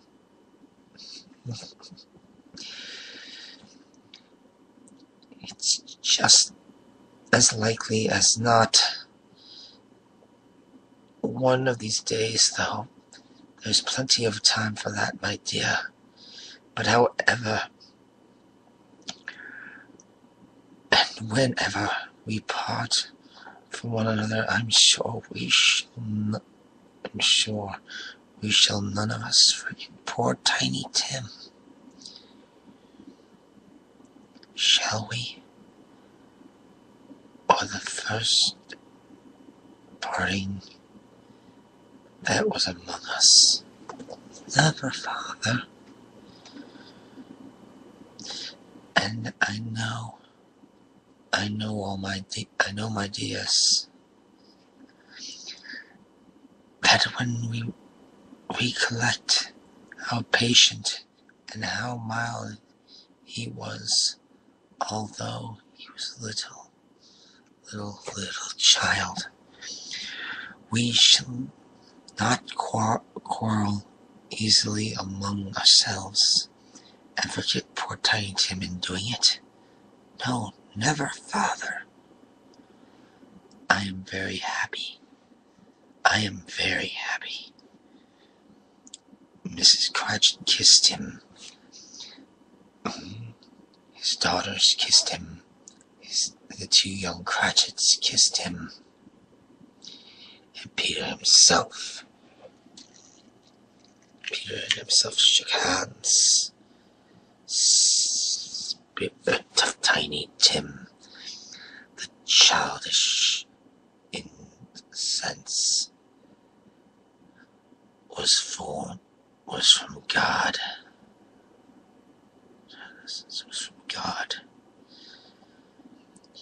Spectre, something informs me that our parting moment is at hand. I know it, but I know not how. Tell me, what man was whom we saw lying dead? The ghost of Christmas yet to come conveyed him as before, though at a different time, he thought. Indeed, there seemed no order in the later visions, save that they were in the future, into the rosters of businessmen, but showed him not himself. Indeed, spirits did not stay for anything, but went straight on, and as to the end just now described, until bestowed upon the Scrooge to tarry for a moment. This court's thought, which we hurry now, is it where my place of occupation is? It has been for a length of time. I see the house. Let me behold what I should be in the days to come. The spirit stopped. The hand pointed elsewhere.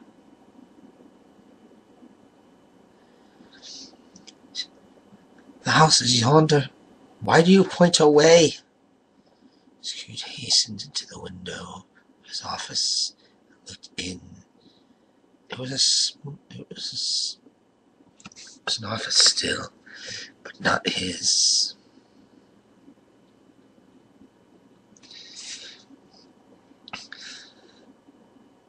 The furniture was not the same. The figure in the chair was not himself. The phantom pointed as before.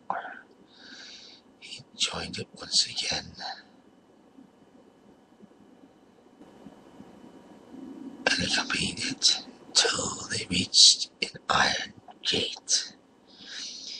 He paused to look around before entering a churchyard. Here then, the wretched man, whose name he had now to learn, lay underneath the ground. It was a worthy place, walled in by houses, overrun by grass, and repelled with and weeds, the growth of vegetation's death, not life, choked up with too much burying, fat with repleted appetite, a worthy place. The spirit stood among the graves and pointed down to one. He advanced towards it, trembling. The phantom was exactly as it had been, but he dreaded it, that he saw new meaning in the solemn shape. Before I draw near to the stone to which you point, answer me one question. Are these the shadows of things that will be, or the shadow of things that may be only? No answer. Men's courses foreshadow certain ends, to which, if preserved in, they must lead. But if the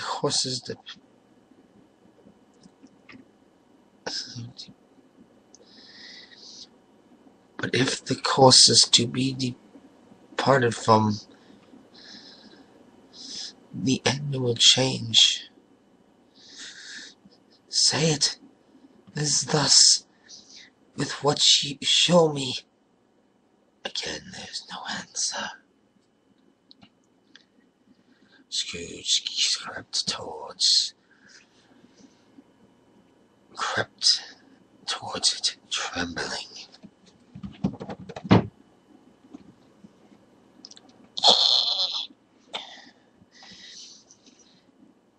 And following the finger read upon the stone of the neglected grave his own name. Ebenezer Scrooge.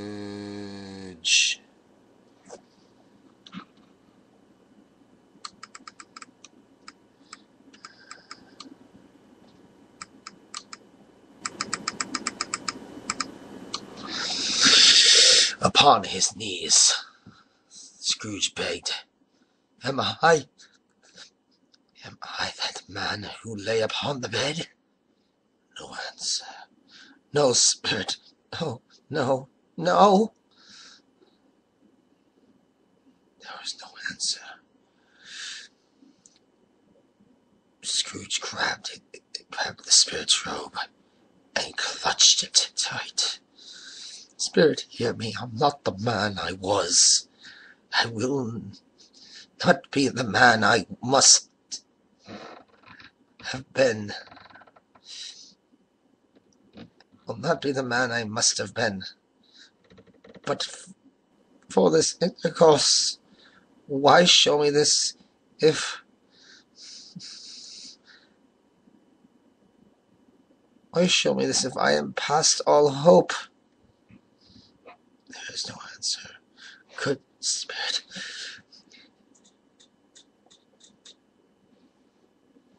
nature to send seeds for me and pities me. I assure me that I yet may change these shadows, as you have shown me by an altered life. Again, no answer. I will honor Christmas in my heart and try to keep it all the year. I will live in the past, present, and the future. The spirits of all three shall strive within me. I will not shun out the lessons that they teach. Oh, tell me that I may sponge away the writing on this stone.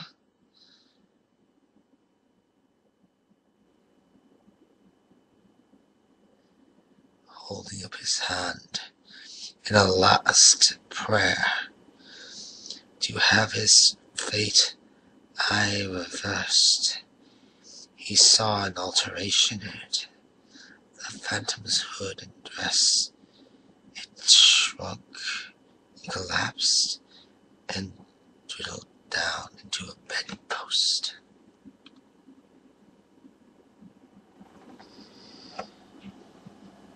We'll be right back. That sound more like everyone else than anyone else. Hey, all right, it's Kip Casper.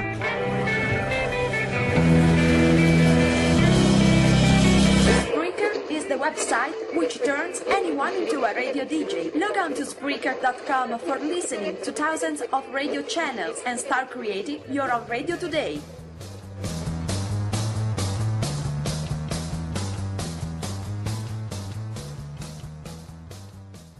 And we're back. Yes. And the bedpost was his own. The bed was his own. The room was his own. Best and happiest of all.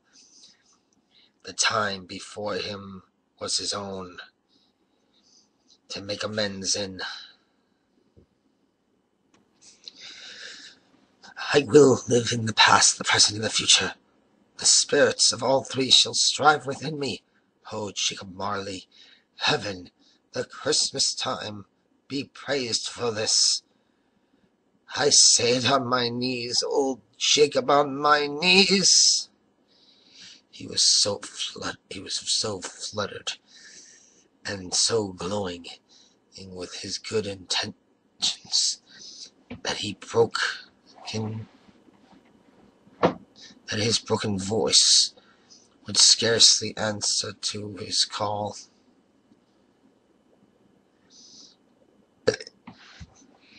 Excuse me. He had been sobbing violently in his conflict with the spirit, and all his face was wet with tears. They are not torn down. They're not torn down. Rings and all. They're here. I am here. The shadows, things that would have been made to be dispelled. They will be. I know they will. His hands were busy with his garments. All this time, turning them inside out, putting them on upside down, turning them, mislaying them, making them parties of every kind of extravagance, laughing and crying in the same breath, and making a perfect dedication of himself with his stocking. I don't know what to do. I'm light as a feather. I'm as happy as an angel, as merry as a schoolboy, as giddy as a drunken man. Hey, Merry Christmas to everybody, and a Happy New Year to the whole world. Hello here. Whoop, hello. He had frisked into the sitting room and was now standing there, perfectly winded. Starting off again, going round the fireplace. There's the saucepan. The gruel was in. There's the door by which the ghost of Chicken Marley entered. There's the corner by which the ghost of Christmas Present sat. There's the window where I saw the wandering spirits. And it's all right.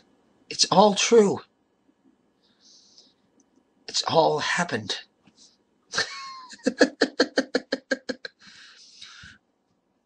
Really, for a man who had been out of practice for so many years, it was a splendid laugh. A most luscious laugh. A father of a long line of brilliant laughs. And we are back, part 6. At www.spreaker.com, create your own radio show and find thousands of exclusive radio channels.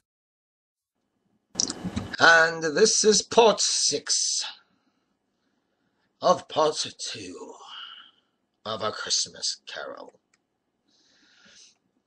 I don't know what to do. I don't know what day of the month it is. I don't know how long I've been among the spirits. I don't know anything. I'm quite a baby. Never mind. I don't care. I'd rather be a baby. Hello. Whoop. Hello there. He checked his transports by the crutches, by the churches ringing outside. The lustiest pearls he had ever heard. Clang, clang, hammer, ding, dong, bell, bell, dong, ding, hammer, clang, clash. Oh, glorious, glorious. Yes. Running to the window, he opened it and put his head out. No fog, no mist, clear, bright, chocolate stirring, cold, piping for the blood to dance to. Golden sunlight, heavenly sky, sweet, fresh air, merry bells. Oh, glorious, glorious, what's today?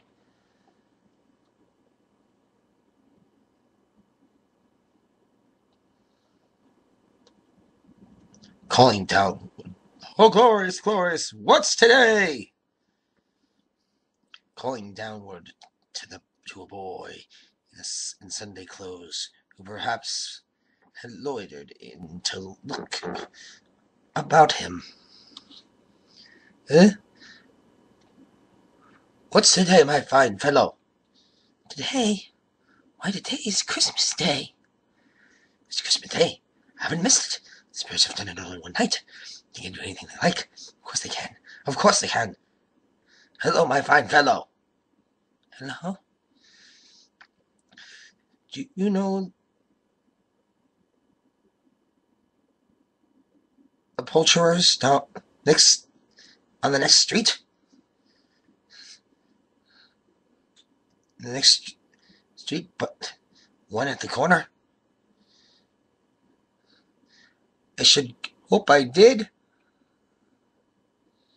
Ah, intelligent boy. Hey, remarkable boy.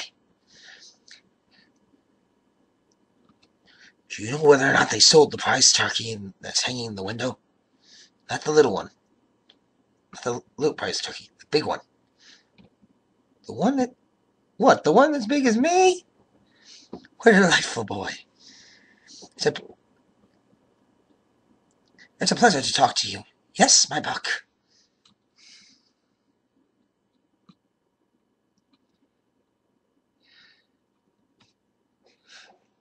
It's hanging there. It's hanging there now. It is good. Go and buy it. Wanker. No, I'm earnest. Go and buy it and tell them to bring it here. And I may give them the directions where to take it. Come back with the man, and I'll give you a shilling. Come back in 5 minutes, and I'll give you half a crown. The boy was off like a shot. He must have a steady hand and a trigger. He had a trigger who could have got a shot off half as fast. I'll send it to Bob Cratchit's. He shan't know who sent it. It's twice the size of Tiny Tim. Joe Miller never made such a joke as sending it to Bob.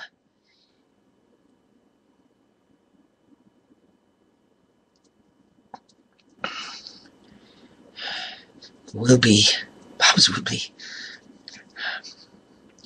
The hand in which he wrote the address was not a steady one, but write it he did somehow.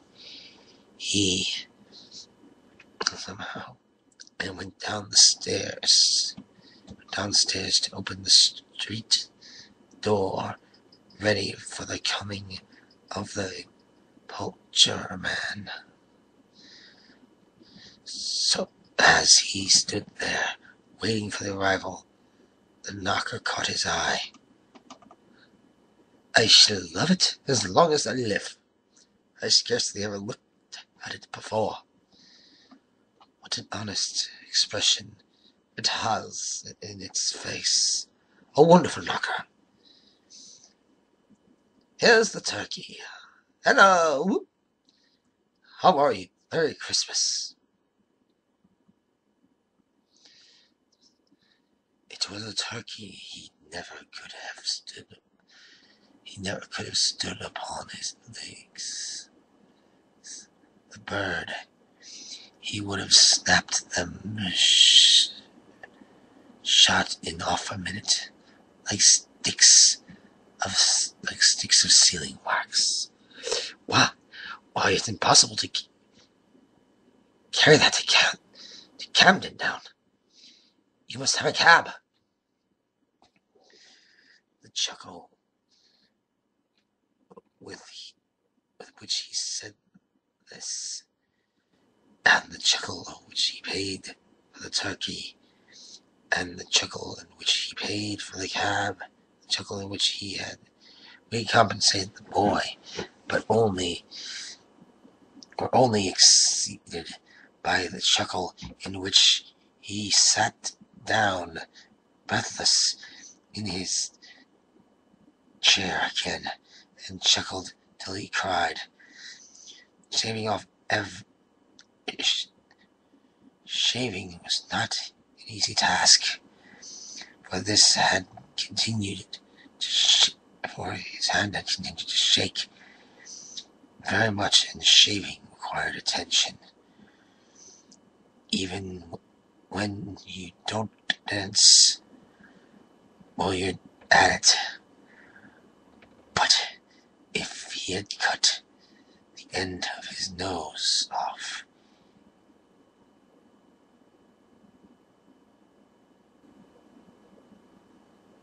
he would have put a piece of sticking plaster over it and been quite satisfied. He dressed himself in his best. At the last he got out into the street, and the people were by this time pouring forth. He had seen them with the ghost of Christmas present, and walking with his hand behind him. Scrooge regarded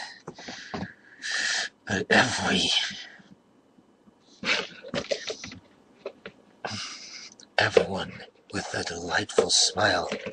He looked so irresistible, pleasant, in a word,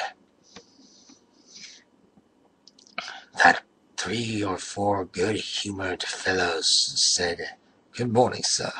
A Merry Christmas to you." And Scrooge said often afterwards that of all the Bithel sounds he may have heard, those were the blissest to his ears. He had not gone far when, coming towards him, beheld a portly gentleman who had walked in to his counting house the day before, and said, Scrooge and Marley, I believe. It sent a pang across his heart to think how this old gentleman would look upon him when they met, but he knew the path lay straight for him, and he took it, quickening his pace, and taking the old gentleman by both hands, "My dear sir, how do you do? I hope you succeeded yesterday. It was very kind of you. A very Merry Christmas to you, sir." "Mr. Scrooge?" "Yes, that is my name, though I fear it may not be pleasant to you. Allow me to ask your pardon."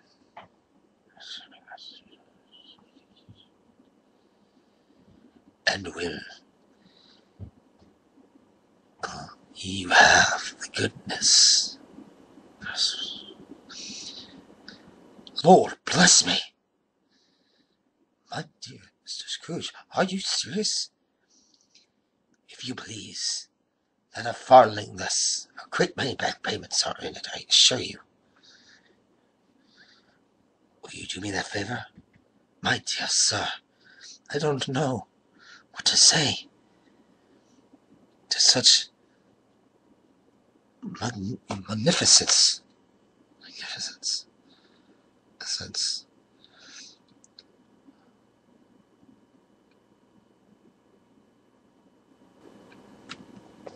Don't say anything, please. Come and see me. You will come and see me.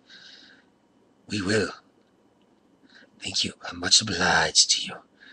I thank you 50 times. Bless you." He went to church and walked the streets and watched the people hurrying to and fro and patted children on the head and questioned beggars and looked down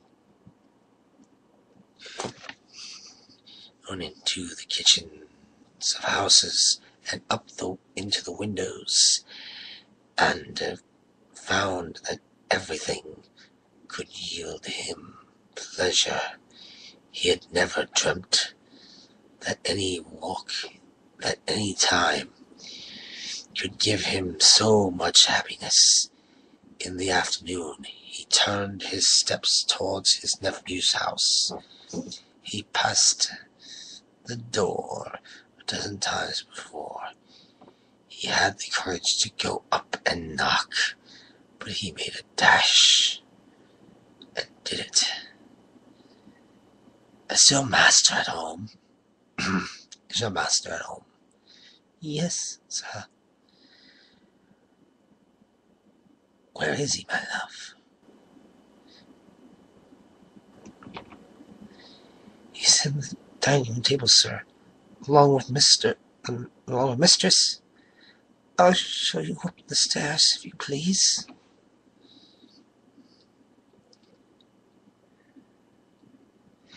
"Thank you. He already knows me." "I'll go in there, my dear."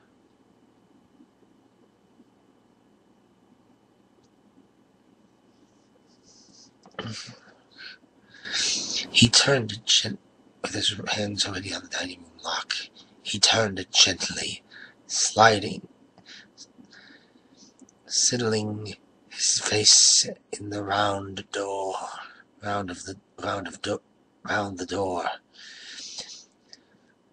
They were looking at the table, spread out in great array,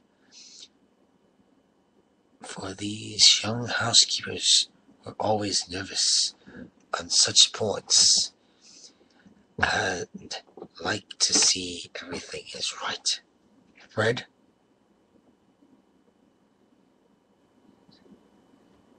Dear hearts alive, my dear hearts alive. Dear hearts alive. How his niece by marriage startled. Scrooge had forgotten for the moment about her sitting in the corner with the footstool, or he wouldn't have done it on any account.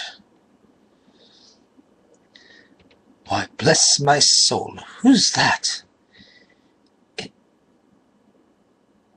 It's I, your Uncle Scrooge. It's I, your Uncle Scrooge. I've come to dinner. Will you let me in, Fred? Let him in. It was a mercy. See, he did not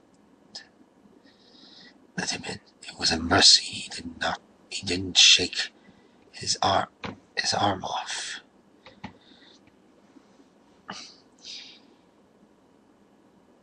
He was at home in 5 minutes. Nothing could be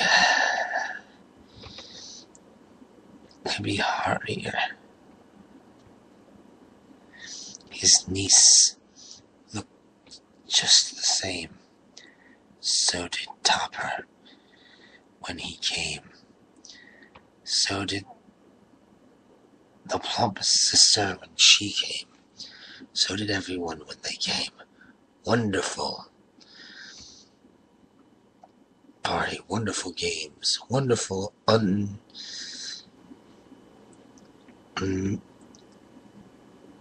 unlimitedly wonderful happiness. But he was early at the office the next morning. Oh, he was early there. If he could only be there first and catch Bob Cratchit coming late. That was the thing he had set his heart upon.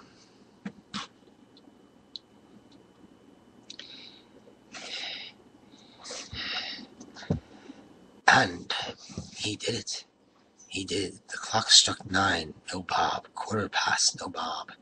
Full 18 minutes and a half behind his time. Scrooge sat with the door wide open, that he might see him come into the tank.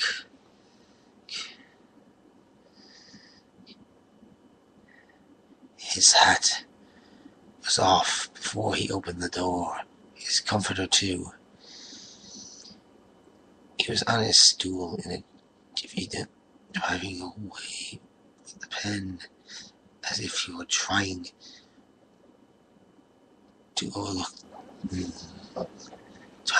overtake 9 o'clock. Hello? What do you mean by coming in here at this time of day, Cratchit? I'm very sorry, sir. I am behind my time. You are? Yes, I think you are. Step this way, sir, if you please.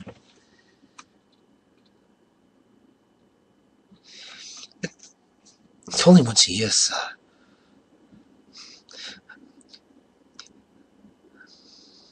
It should not be repeated. I was making Mother Mary yesterday, sir. Now I'll tell you what, my friend. I'm not going to stand for this sort of thing any longer.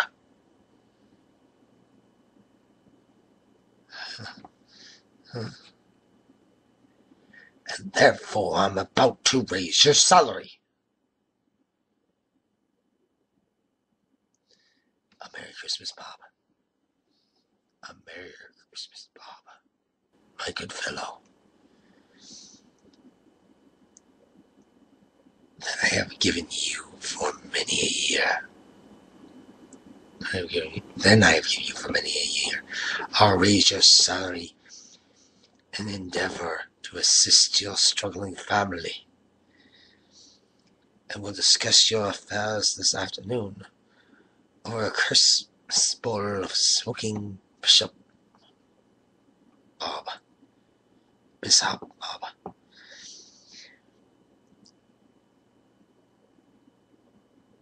Or smoking bicep.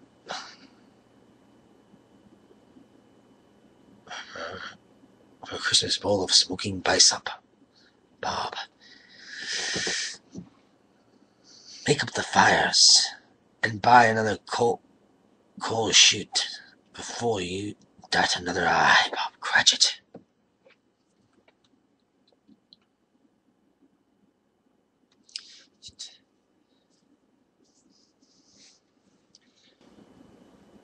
Scrooge was better than his word. He did it all and infinite more. And to Tiny Tim, who did not die, he was a second father. He became as good a friend, as good a master, and as good a man as the good old city knew, or any other good old city, town, brought in good old world. Some people laughed at the alteration in him, but he let them laugh. And little heeded him, for he was wise enough to know that nothing ever happened on this globe for good, and which some people did not have their fill of laughter in the outset, and knowing that such as these would be blind anyway, he thought it quite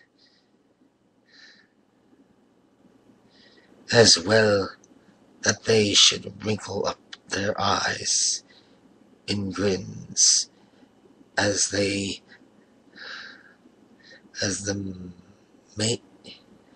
melody in less attractive forms. His own heart laughed, and that was quite enough for him.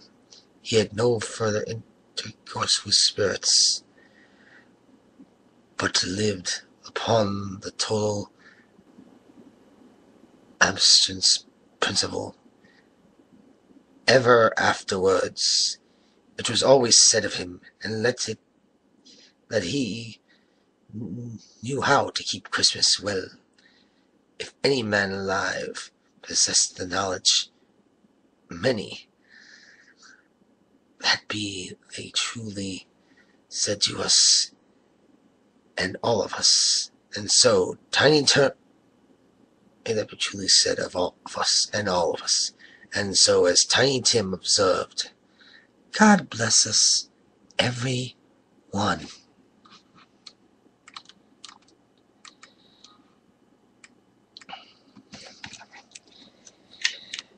I hope you enjoyed that two-part tale. I'm sorry it took 2 episodes to complete. But tomorrow night we will go back to our originality. Everything that we always go to. And I will be reading my comments tomorrow night. So...